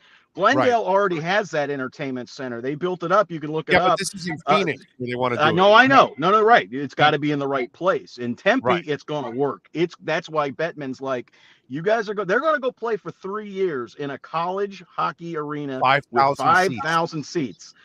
The reason the NHL's letting them do that is looking ahead. They get this deal in Tempe, they're legit. That is going to work because Tempe is the heartbeat of that Phoenix, Scottsdale area. It's right near Arizona State. That's going to be hopping. It's really going to work. If they can't get this approved, I think the NHL is going to pull the plug on the Coyotes. But they're going to let them play 3 years in this, rinky-dink rink, only because of that. Right. Yeah, but I from what I read, it looks like it's something that's going to happen because I think so too. They need the development, they need the housing, same issues that everybody has when it comes to housing and all kinds of stuff like that. Just like it's going to be nice if they can get it done. And Jacksonville should bend over backwards a little bit more for Shad because he's helping you create a better city by doing all of those kind of things. And I'll be there tonight, by the way, Big O. I'm going to see the Jacksonville Jumbo Shrimp tonight in Jacksonville. Nice. So I will give you a scouting report on the area. I like it. I'm glad. I've been there. I've been there a bunch of times. I haven't been to a baseball game there in like 15 years. But who are they playing, by the way? Who are they playing? I believe they're playing your Durham Bulls. So Nuke Lelouch on the mound tonight for the Bulls. He's that big arm the Atlanta Braves have. So yeah. $1 million arm, 5-cent head. All right. Will Susan Sarandon be in the house? I don't know. Sure. We'll find out. I'll be looking around. Yeah, well, making sure that she's there. All right, on the Panther side, what do we know about the coaching, bro? Because after you got rid of a couple assistant coaches, it's kind of gone. They already hired. What was it? Tortorella, right? Tortorella's in Philadelphia. Yeah. Right. So Barry Trotz is the guy that I kind of looked at and said, "Give me a little Trotz action here." What's the deal? What do we know? Are they keeping the coach? Are they letting him go? Because it kind of now looks like they're going to keep him if they're going to get rid of those two coaches and let him hire his own. I don't know. Well, I don't know. Well, we'll see. Again, the guys that were let go were. I mean, everybody was like, "Well, let Brunette hire his guys." Those were Brunette's guys. Those guys were like best. Those guys were like best buds. Now, okay, he didn't so hire him obviously because he was just one of the guys that got hired. Right. But they were pretty. Those guys were pretty close, especially Derek McKenzie and Andrew Brunette. They come from the same part, Sudbury, Ontario. So I don't know what's going on. I do think that they are looking at Barry Trotz. Barry Trotz, the longer he hasn't been hired, he hasn't agreed to coach the Winnipeg Jets, I believe is a good sign for the Florida Panthers because, you still got a chance. If you can get Barry Trotz in here, I don't think anybody would argue it. He's the best free agent coach that's been on the market since who? Joel Quenneville. Now, we talked about Joel Quenneville last week, and, maybe there's a chance.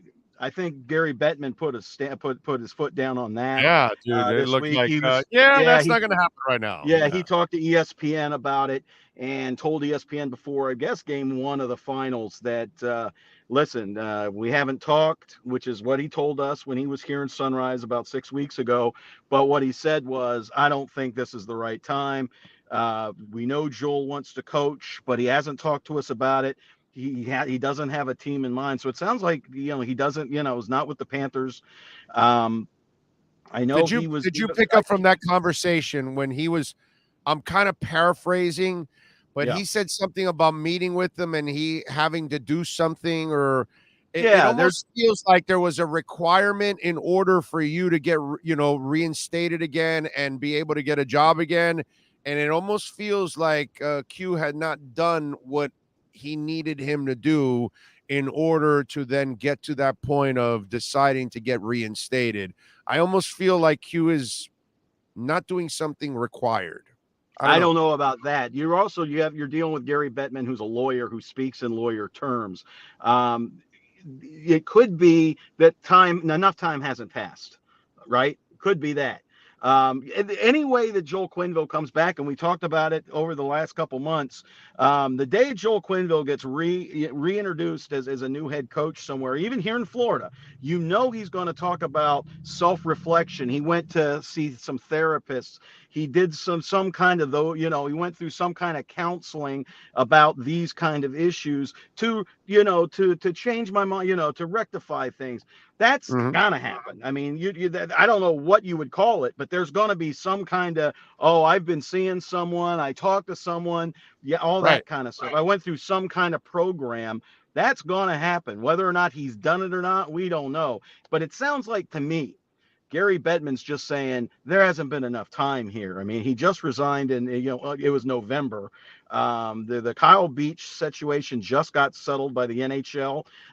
They paid him a lot of money. We don't know how much, but Kyle Beach got paid a lot of money from the NHL and I'm sure the Chicago Blackhawks. I would just think that, Gary Bettman's like, it's just not enough time right now. Yeah. And then there must be nobody calling saying, hey, Gary, we really want to hire Joel Quenneville. Then I think you might see some wheels in motion. If there's nobody calling, then there's no reason to do anything. All right. And you're not hearing anything on the player side, trade side? Nothing yet. Nothing yet, because listen, we're in the Stanley Cup Finals. I believe that Bill Zito is in Tampa. So we'll be starting to find out some stuff here that, nobody's going to announce a coach, anything like that, unless it's your current coach, an extension or something. The NHL's, like baseball, they don't want any major announcements made during these kind of events. So Philadelphia broke the rules, right? Well, but that had been in the works. I mean, it was like Joel Quenneville's coming. I mean, John Tortorella's coming, and then 4 days later, they're like, all right, well, we signed him. So throw the Flyers into the vets jail. Yeah, exactly. Rules. So for breaking the rule. It's an unwritten rule, of course, but so we'll probably see some more. But again, Barry Trotz being out there is good news for Florida because I think he's the guy they really want. Yesterday we wrote about the Finnish coach who's jumped into the conversation with the Panthers. So we'll just have to see what happens moving forward. By the way, I'm not going to use this as an insult or anything like that, that they're trying to, get extra pub or anything, but it was a smart move on the Charles Barkley thing. So Barkley calls the commissioner to get tickets, and then they put him on the intermission show, and he's out there talking, and so it's Barkley's good for business, no matter who it is. No matter what it is, yeah. And I give Bettman a ton of credit for understanding that and not being. See, hockey people aren't really snobs anyways. They're like really good, down to salt of the earth people normally. Like that's what you normally run into with hockey people. They're just good people. You know what I mean? So that was, but Bettman is not really considered a hockey guy. So you just wonder how he's an NBA guy, right? Yeah. Well, listen, let's not forget Barkley is now part of the NHL family. TNT is a broadcast partner. That said, anytime Barkley's at a hockey game, he jumps in the booth. And this has been going back 4 or 5 years. Charles Barkley is a legitimate NHL fan. I don't know. I wouldn't say like a diehard. He probably doesn't know anybody, most of the players' names, but he watches the games. They've talked about it on the NBA on TNT, where they're like, the Pacers are playing Milwaukee and Barkley's watching the LA Kings play. So and he's friends with John Cooper. He and John Cooper were real tight.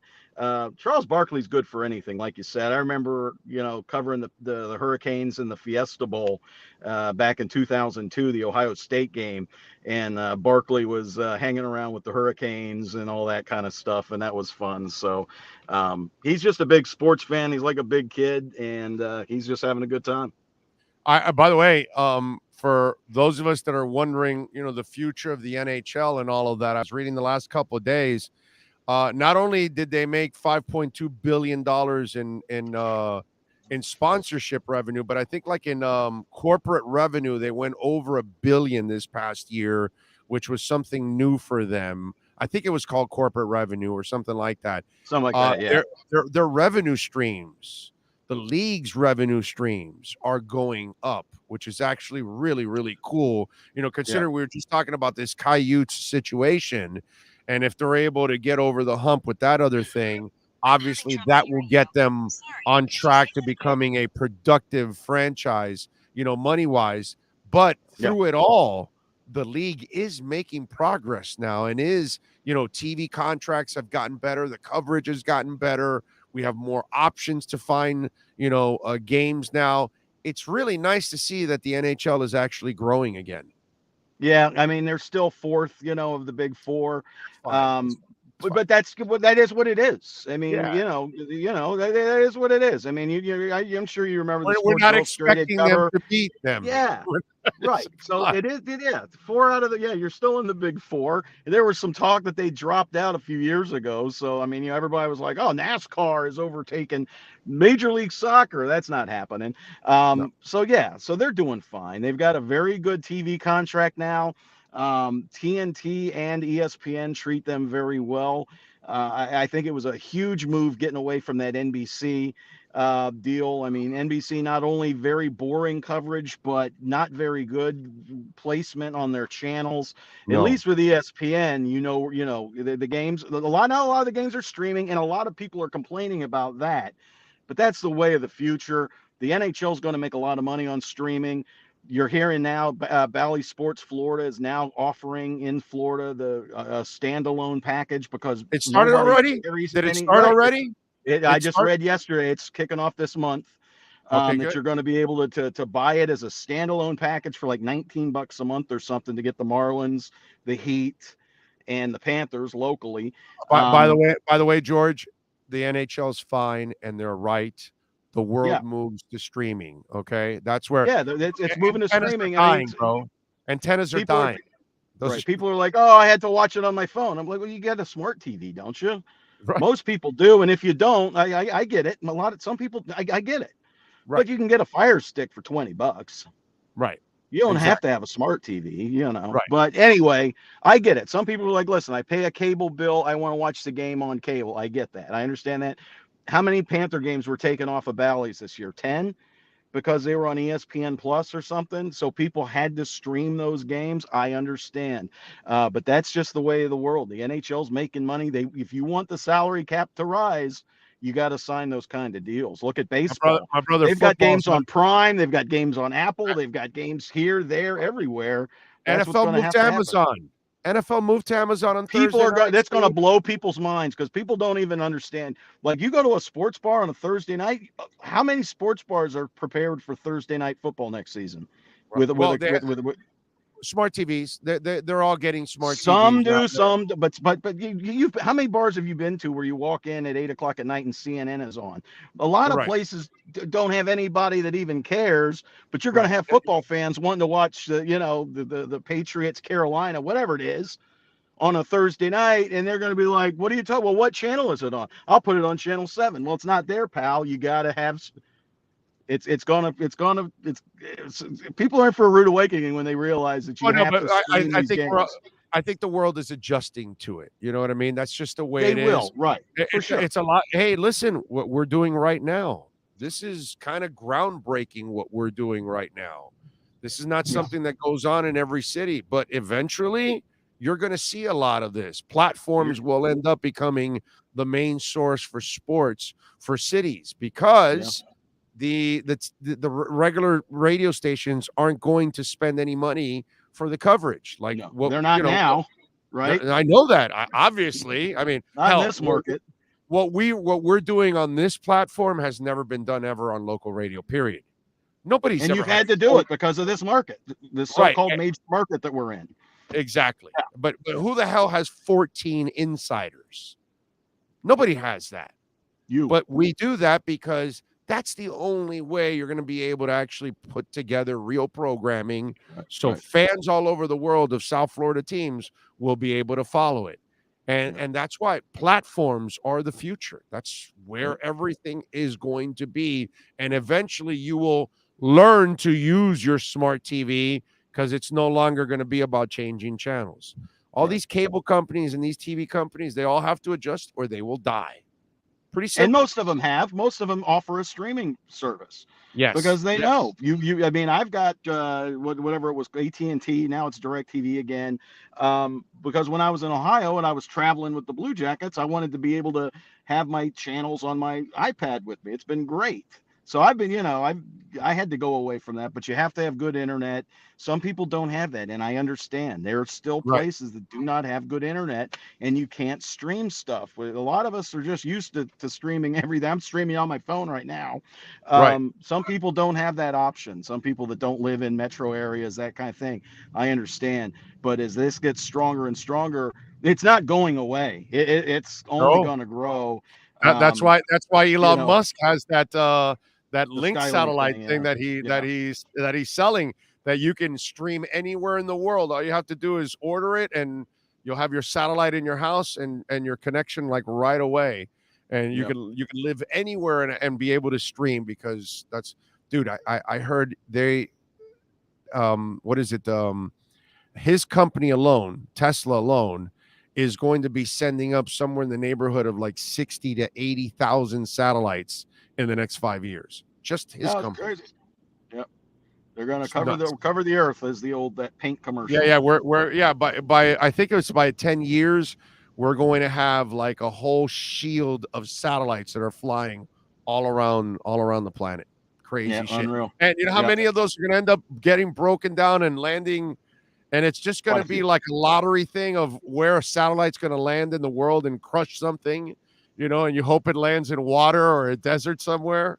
Those things burn up pretty quick though on re-entry, so but it's going to be a lot more space junk, right? I mean, they just kind of float off, but ton of space junk. Yep, I'm with you there. All right, follow him on Twitter, George Richards, and catch his work. Tell him about Florida Hockey Now and why they have to subscribe, sir.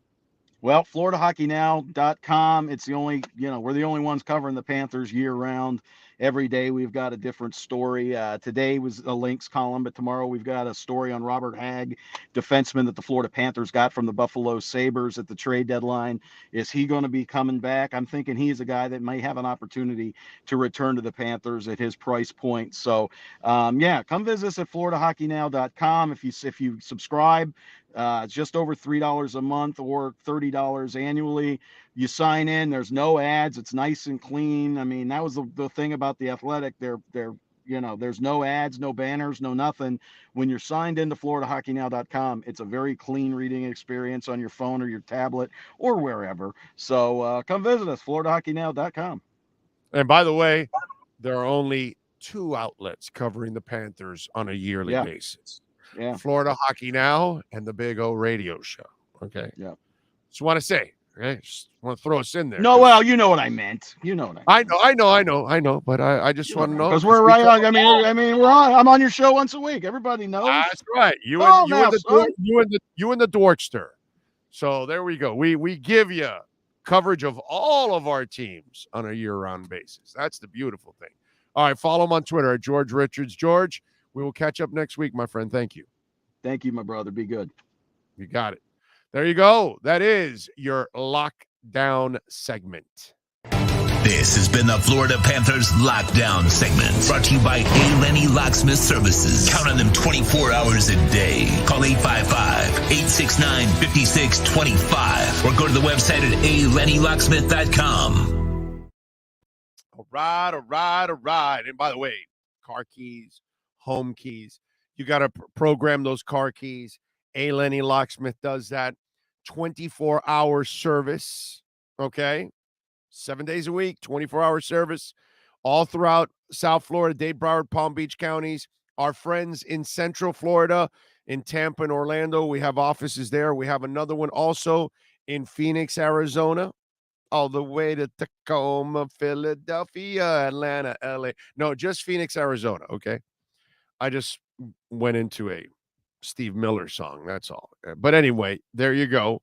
Go to alennylocksmith.com and tell them that Big O sent you. They will definitely take care of you.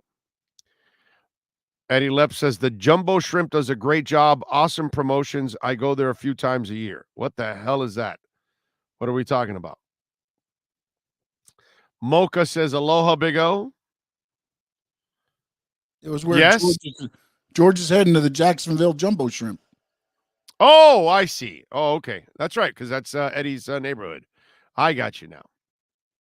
And Eddie, I don't know, but we could be in Ocala. I'm not sure.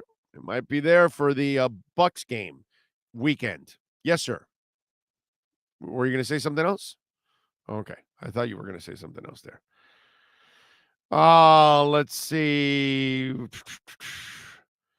Super V says, trust me, everyone who's on this board, the Big O tells it like it is because he talks about facts and the history that's tied to those facts. Basically, he keeps it 100, as you youngins say. Big O, it's funny how the national media says Flores' firing was questionable, but then you're like, did you even do your homework before going on television? LOL. Yeah, because they don't really follow our team. They just kind of look at the periphery and the results, and then they assume what goes on. That's the problem. And then one person says it, and then many others are repeating it. You know? YouTube TV, ESPN Plus, and the new Bally's app, and you no longer need cable. I switched years ago. Yep. I did not know the Bally's app was up and running. I am getting it right away. When I get off the air, if I can get it, I'm going to get it.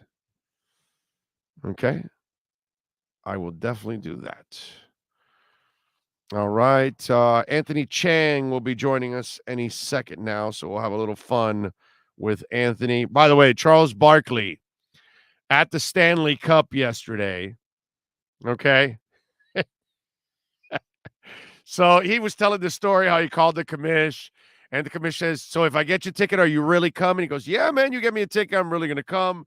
So they show him. He's hanging out with Bettman and talking. They bring him over for the intermission, all that. Barkley's good for business. And then they're showing these highlights. And Sean, if you can, bring up the sound of Barkley. And so he's commenting on the highlights, the hockey highlights, and there's a turnover at that moment. So let's play Charles Barkley describing a hockey play right now. Go ahead, Sean. Fire it off.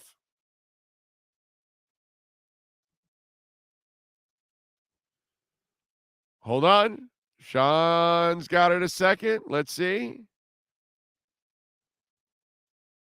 Barkley, by the way, in describing this hockey highlight, low light, whatever, he also takes a shot at another player in the process, too. What do you got for me? Well, this is a turnover, number one. Got that right. This is a regular Jason Tatum turnover. I'm just joking. And listen, that's just a heck of a goal and a heck of a pass. I love you, Jason Tatum. There you go. Yeah. Then he says he loves you and all that, but then he takes a shot at the turnover. So, only Barkley could do that, bro. That is awesome. And Tatum, you know what? This is what you got to live with, kid. That's kind of, turnover Tatum. That's kind of, there are tater tots and there are turnover Tatums too at the same time.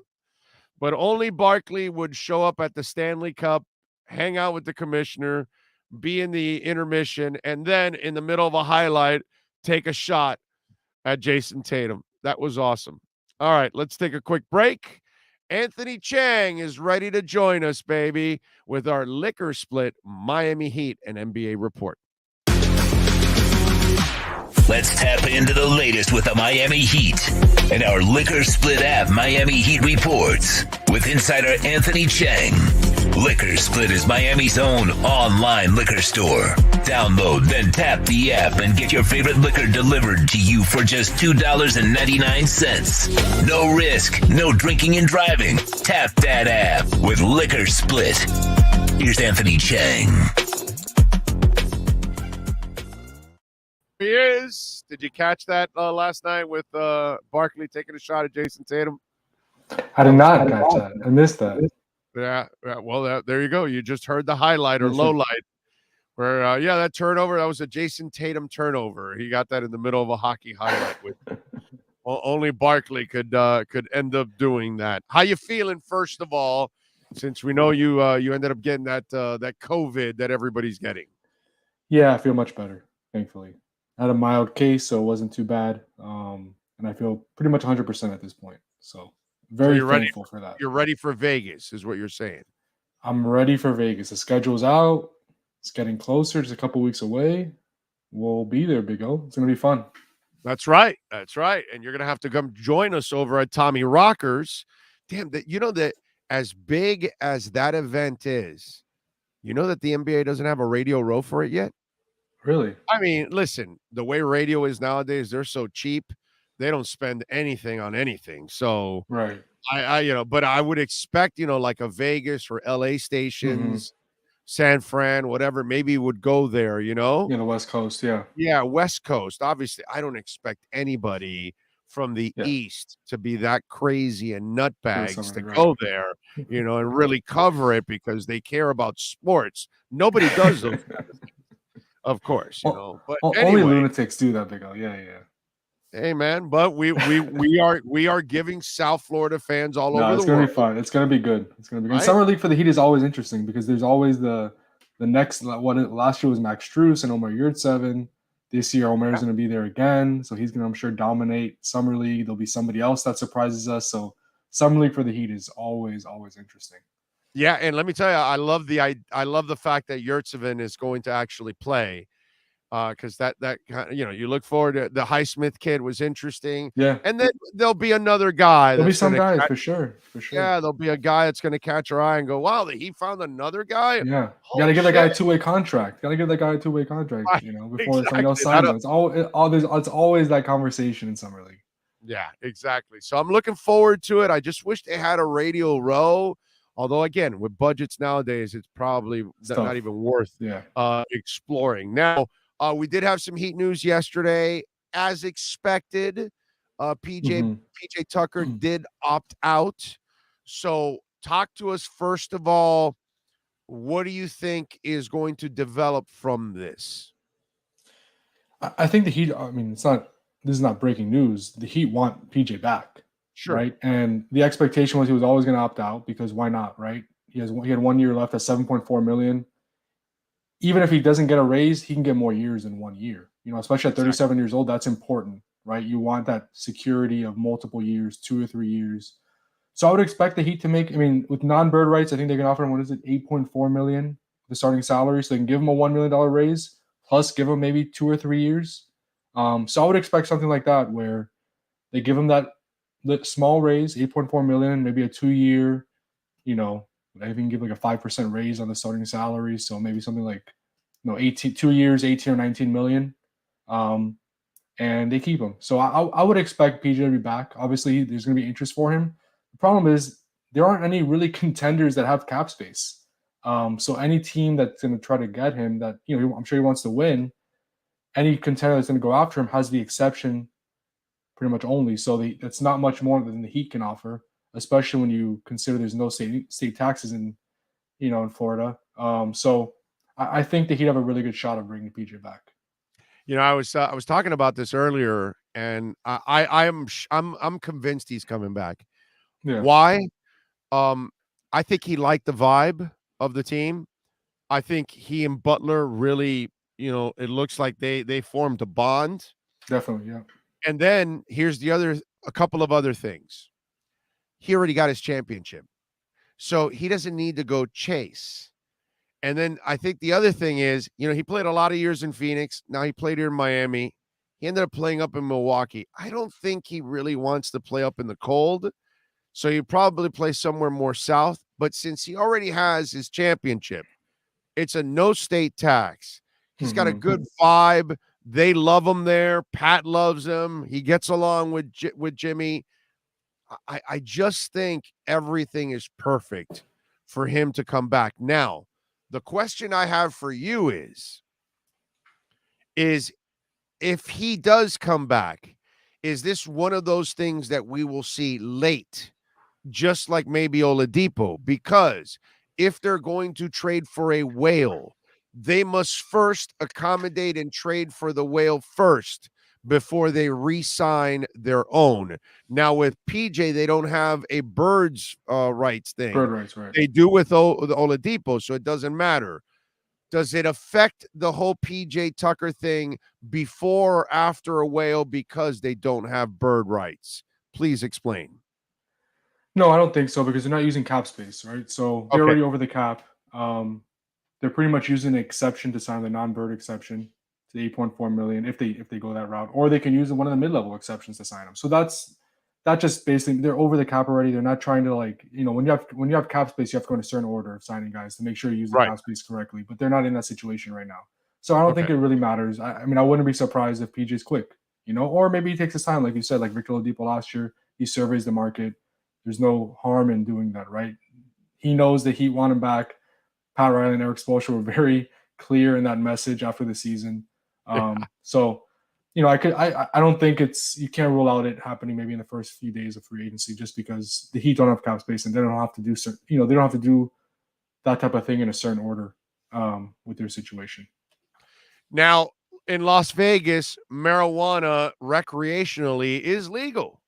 Mm-hmm. And I don't know if Ira Winderman did his segment yesterday from Las Vegas after visiting Planet 13 because he thinks that the Heat would be crazy enough to make the move for Kyrie Irving. I say no way in hell would they make a move for Kyrie Irving. No way in hell, and I don't care what video you bring up of Jimmy Butler talking about Kyrie Irving a couple of years ago. That was a couple of years ago. Right now, Jimmy Butler wouldn't want to play with his uneven ass as it is. I think it would drive him crazy. So let me ask you, are you as high as Ira Winderman, or are you on my side here that says, no, put it down. No smoking right now. It's no way. What do you think? I'm on your side. I'm on your side with this. I can't see the Heat. I mean, Kyrie is very gifted, one of the most skilled players in the NBA. Yes. But you just don't know how many games you're going to get out of him. He could play 20 games. He could play 50 games. He might not want to play one day. Doesn't want to get vaccinated. I mean, it's right. So I don't see the Heat really coming close to, and you haven't seen the Heat even mentioned in any of those reports. The Lakers, the Knicks. Clippers. And I will point out, you made this point, but that Jimmy Butler video floating around, that was a long time ago. Yeah. A lot has changed since then with Kyrie and Jimmy and both their situations. That was a long time ago. So I don't think that's as relevant as many people are making it Jimmy seem. Butler will kick his ass. Literally. Physically, I'm talking about. If he pulls some of that crap, I don't think Jimmy would just tolerate it, man. I think he would lose it with that guy. Like, what? You're not going to, what do you mean you're not playing? Right. Why? Because they're not feeding somebody in some country over there or something? Like, what's wrong with you? Like, I think it would drive Jimmy effing crazy. I think you would risk seeing the Jimmy we've seen in other places that he's been with that are dysfunctional places, and he kind of loses it with those kind of situations. He's come here and he's found the people that think and act like him. All of a sudden, Kyrie Irving is not what you think and act like. So why would you go in that direction? And that's where me and Ira completely disagreed yesterday on that one. Yeah, and also you have to think about it from the Heat's point of view. Kyrie wants a long-term contract. He wants guaranteed money. I mean, that's a team has to feel comfortable doing that at this point, and I just don't see the Heat with they were so close to a championship. To make that type of trade, you're gonna have to not blow the team up, but give away valuable pieces. Yeah. Without the guarantee of Kyrie playing availability, I mean, you just don't know when he's gonna be available. So I would be pretty surprised if the Heat did that, just because, again, we talked about this last week. They're not desperate, right? They want to make the team better. They will make a move if that's possible, but they're not going to make a move out of desperation. I think that's kind of what that would be. Bradley Beal says he's decided where he wants to play next year. Dude, I just saw him on a public court in Washington that they were, a new court or whatever. I think he has zero intentions on leaving there. Is that what you're expecting to hear? I'm not sure. I mean, Bradley Beal is an interesting one because for so long, so many people have been expecting him to demand a trade. It hasn't happened yet. Maybe he's reached that point. I mean, I don't know. It's kind of like he's like trying to create but suspense. Do you see LeBron in him? He looks like a nice kid that he wouldn't pull a LeBron where the decision, and here we go. I'm screwing you right now. I'm going somewhere else. Right. You know what I mean? I almost feel like he's the kind of kid that if he wanted to leave, he would have already said it. Already done it. And the fact that he has reiterated over and over, and he shows us over and over again that he's part of the community and he does things there and part of the community. It like everything he's done has convinced me that he actually wants to stay in Loserville. So That could be him. That could be him creating goodwill. 2 days later, saying, I've done everything I could here. I've spent most of my career here. It's a great point. It could be. I mean, I'm just playing devil's advocate, but I never thought of it that way because it's a great point on your part, because I go back and I think of Anthony Davis, and he did the polar opposite of it. Right. And he kind of, he came out with the shirt and all that stuff. And, it was kind of one of those things. And what was it? Was it Dwight Howard with Stan Van Gundy and all that kind of stuff? That was kind of a dysfunctional thing. But that would be kind of, man, then that would say, okay, he's got a little nasty streak in him there if he does that. I mean, so there's always going to be fans like rip guys for leaving, but with Bradley Beal, do you think that there would be like a huge outcry in Washington? Not at all. He's been a good player that's committed himself to that city and has really tried to make it work. So who knows what will happen? We'll find out next few years. But I'm just saying I wouldn't rule out the possibility. Mitch Richmond gave his all to Sacramento. Right. There was not a problem with him leaving. If Damian Lillard leaves, it's the way you go about it. For sure. The way LeBron did the decision, that you left the city hanging, the owner hanging, that was uncool. That was not the right way. Anthony Davis, the way you left New Orleans. Okay, it's not a great situation. There's other ways to leave instead of being so cold and callous. The fans are already suffering because they have to deal with the weak ownership or the situation, all of that. The player does not need to instigate the thing and make it even worse by, pissing all over the place. And so there's been plenty of players that have played their time. Ray Bork did it for many years in Boston, and it didn't work. And then they finally did a really classy thing and traded him to Colorado. And then the Avalanche beat the Panthers in 96 for the championship. And Ray Bork, who gave an entire career to Boston, never was going to sniff a cup, was traded to a place where he can win the cup. But why? Because Ray Bork handled it with class. Hey, in a way, some people, I wasn't one of them, didn't blame Zoe for leaving to the Nets after the kidney ailment. I was not one of them. I was kind of pissed because, like, this guy gave you a $55 million contract and, like, you never played for it and you had the kidney ailment and then you're just going to pick up and leave. And I kind of felt bad for Mickey there in that sense. But people understood. He gave his time to the Heat, and they were what considered was a championship caliber team with Kidd and those guys. And so he tried it. I think people can live with that after the player has given his all and he tried to make it work. But we all know the player wasn't the issue. Just don't make yourself the issue and you'll be fine. For sure. And I think if Beal decides he wants to try something new, I don't think there'd be, again, I think he's one of those guys, right? He's one of those, but we'll see. I mean, he's going to have to make a decision here in the next 2 or 3 weeks. He has the player option. He could sign an extension. He could say, I want to be traded. He holds the power, right?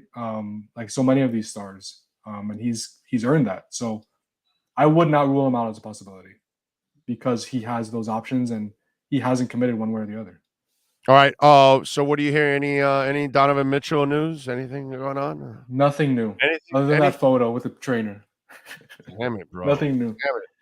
Jeremy Grant? Anything? That would be, if I can't get Donovan Mitchell. Yeah. That would be the fallback plan. I kind of like that one. Would you trade Tyler for him? I don't know. So in that situation, PJ is playing off the bench, right? Have you re-signed PJ Tucker? Or you can have Oladipo, Caleb. You can have Jeremy Oladipo and Caleb as your bench mob. You could, and this way you actually can take care of Tucker by not giving him as many minutes, keep him fresh, and that way Grant, Oladipo, and Caleb come in, and dude, that's a nasty three coming in and rock the house. You know what I'm saying? Yeah. But Tyler Hero was great he's sixth man of the year, right? So he was the best bench player in the league. So I mean, it's just tough. This is what I'll say. Like, if you do that trade, Tyler Hero is your best trade asset right now. Right. You have one shot at it. Jeremy Grant's that guy. If you do it, you think he's the missing piece, you make that move. But then if Donovan Mitchell becomes available in 6 months or 8 months, you might not have that trade asset to get that deal done. So that's something you have to think about when you're saying, is Jeremy Grant that guy? Is he worth it? Because that will be really the Heat's big move, try to put them over the top.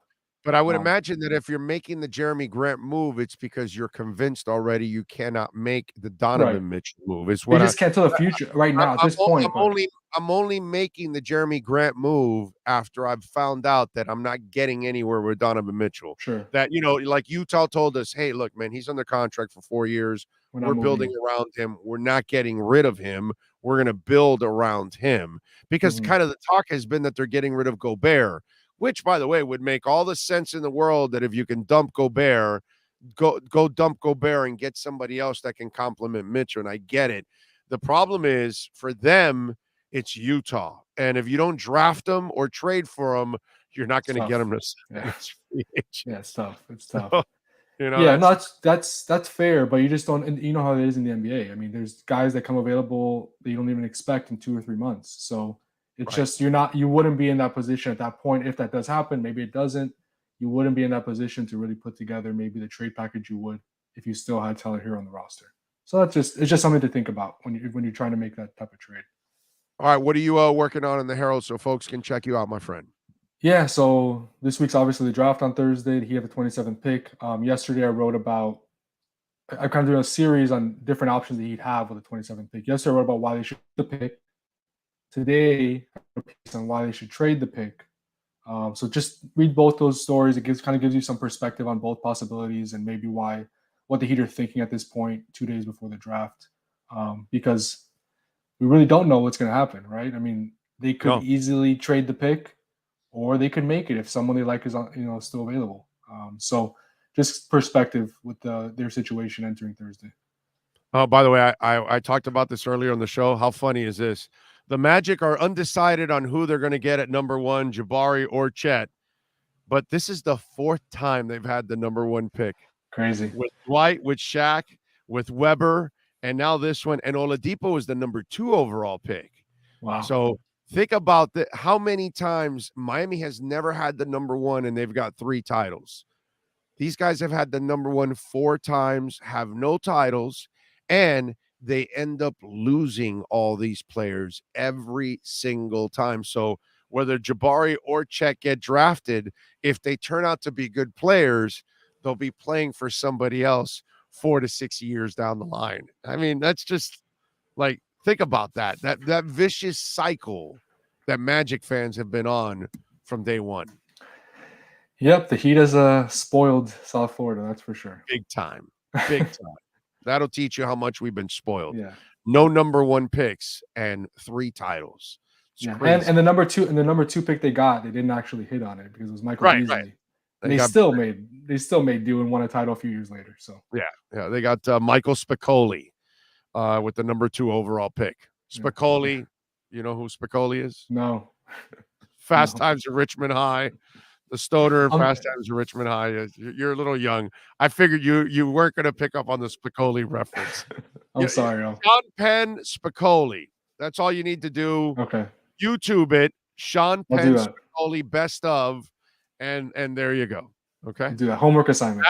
That is Michael Beasley in high school. Okay. Yeah. There you go. Didn't work out. Didn't work out for the Heat, but like I said, they made do. Usually teams that don't hit on a top 3 pick, they're in a rough spot for the next 5-6 years.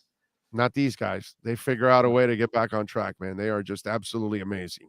All right, follow him on Twitter at Anthony_Chang and catch his work there at the Miami Herald. Subscribe first, please, and support Anthony and all the great writers there, like Michelle Kaufman and others. All right, my man. I appreciate you as always. We will catch up next week. Be good. For sure. Thanks, Big O. You got it. That's our liquor split matchup.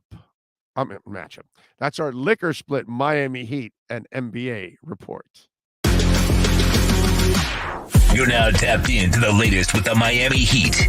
This has been the Miami Heat Liquor Split Report with insider Anthony Chang. Download the Liquor Split app and enjoy your favorite drinks at wholesale prices. Delivered right to your door in minutes with a flat fee of $2.99. VIP lifestyle without the VIP prices. Tap that app with Liquor Split. Oh, yeah. Tap that app, baby. You know, when sports and business collide, we like to do a little a very interesting story here with our KSDT CPA Sports Business Report.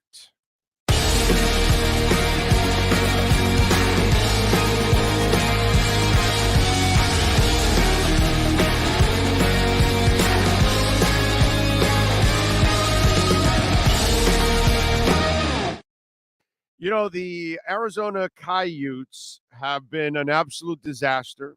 They're only valued at $400 million, last in the NHL.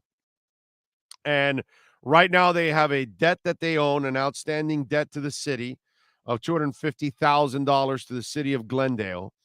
But the owners now plan to privately fund a $1.9 billion entertainment district around a new 16,000-seat arena. Says we're going to pay for all of this, says CEO Xavier Gutierrez from the Coyotes. He told ESPN, we've all been met with some skepticism about this, but that truly is what we're proposing. The willingness is to privately finance a new entertainment district and stadium that comes after the Tempe City Council voted 5-2 to continue negotiations with the team about the project earlier this month. Now, no deal is imminent, but the votes allow both sides to progress in negotiations. The 46-acre project includes retail stores, restaurants, a hotel, 1,680 housing units. It will also house the team's headquarters and practice rink. A previous financial plan called for $200 million from taxpayers to help the funded project. In December of 21, it was revealed that the team had $1.3 million in unpaid taxes and arena charges related to its lease at the Gila River Arena, which expires on June 30th. As a result, the team will be playing its home games for the next 3 seasons in a 5,000-seat venue at Arizona State. It's a great idea. I know Shad Khan's been trying to pull it off. And when you don't have fiscally the same advantages you do in bigger cities, and you're in a smaller metropolis, you've got to combat it in other ways. And you see what Jorge Mas is going to do with Miami Freedom Park. It's not just the stadium; it's also everything else that's going to go with it: hotels and a tech area and practice fields and all that. So there'll be several businesses that will be involved, retail stores, all of that, so they can have funds coming in from all over. And that also helps because that allows them to make a profit. It allows them to also run the team in a strong fashion. And if you don't have, like Jacksonville, like soccer, or like in Arizona, that you're not in a populated Miami, Chicago, LA, New York type of area, Atlanta, you need something else to kind of offset it where you can generate more revenue. So, and listen, the best part about all of this is now it's all privately funded, apparently, all $1.9 billion. If it's not going to cost the taxpayers, but yet it's going to improve the quality of life for everybody. It's going to offer things that they need, amenities that they need, whether it's shopping centers, whether it's retail stores, whether it's housing, whatever it is, it's going to better you. So obviously somebody's got to make a profit. That's what business is all about. But if you're not going to be able to do it as a city, well then, and you shouldn't, because you shouldn't have to build an arena for a billionaire, let the billionaires do it. And by the way, I've also noticed privately funded things will go a lot smoother. They are a lot better to experience when it's privately funded. That is your KSDT CPA Sports Business Report. This has been the KSDT Sports Business Report. KSDT CPA is one of South Florida's largest and one of the country's fastest growing accounting firms. KSDT is recognized by Forbes as one of the top tax and accounting firms for 2022. KSDT CPA is a full service firm that also excels in crypto. Visit online at ksdtcpa.com or call 305-670-3370. Right. Thank you, sir. As always, Big O, would you rather have the Marlins, Heat, and Panthers win a championship the same year except the Dolphins, or only the Dolphins? Wow. See, that hurts because the Panthers haven't won one, Joel. But I need my Dolphins to win a Super Bowl, bro. The Heat have 3. The Marlins have 2. I need my Dolphins to win a Super Bowl. I need the Dolphins to win a Super Bowl because I feel the pain of a lot of fans. And I'm so proud of young fans that follow the Dolphins because those fans are real fans. Those people really love the team. They really wanted to win, and I wanted to win for them. I want the guys that are working hard right now, whether it's ownership, front office, players, I want them to succeed. You know, our Dolphin Nation, we've gone through such hell the last couple of decades. It's been really rough. And let me tell you, it's shell shock too, because not for you youngins, but for us old people, this is shell shock for us. We're used to Shula. We were used to normally being the better team on the field. We were used to normally being the better coach team on the field. We were used to being NFL royalty. We were used to having incredible respect from any fan base. Whether they could hate the Dolphins, but they respected the hell out of the Dolphins. So I miss all of that for the Dolphins. And I need the Dolphin Nation, old and young fans. They deserve more than anybody else, more than the owner, more than the front office, and more than the players, because they've been around longer than all of them as fans, and they'll be around longer after they're all gone. Because I've been a fan since the 70s. Last time I checked, there's no one in that organization that's been there since the 70s. So I've outlasted everyone in that organization. So I want fans to experience a championship again. So for me, there is no bigger priority in South Florida sports than watching the Miami Dolphins win a Super Bowl. Then after that, I will go with the Panthers. Okay, because I really want the Panthers to win it. But man, I need the Dolphins to win it big time.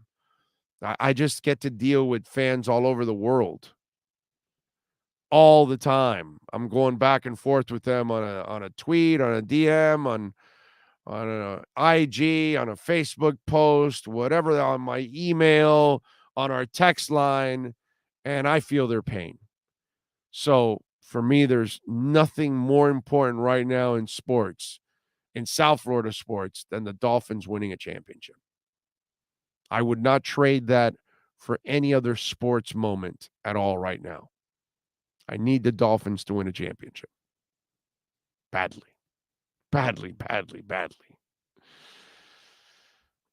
Joel says, I'm young myself, just turned 19 a few years ago and haven't had a good Dolphin football my whole life. I know our time has come. Yeah, a long time ago it's come, but yes. Jay Baya says, 30 years old, first vivid Dolphin game was a 62-7. Please, just give me a Super Bowl. Yep, there you go. And Hunter says, right there with you, Joel. See, we got a lot of young fans that watch and follow and love the Dolphins and support the hell out of the Dolphins. And they are as special as they get because they have zero reasons to root for the Dolphins outside of their love for the team. Me, I grew up with a great Dolphins team. So my love for the Dolphins came from greatness. My depression comes from the fact that we have changed as a franchise completely. It's been the issue. All right, we thank Cameron Wolf, Manny Navarro, Omar Kelly, George Richards, Anthony Chang, as always. Eddie Left says, born in 75, my first memory is losing to the Skins in 83. Grew up with Marino as my QB. Disappointed every year. I love my Panthers, Heat, Marlins, and Canes, but I've been waiting my whole life. Yep. We've been waiting for it a long time. We thank, of course, Sean Stanley, the man that masters this program every single day. Thank you, sir. We will see all of you tomorrow, a little earlier at 8:45. Same place, same bat channel. I love you all. Be good out there.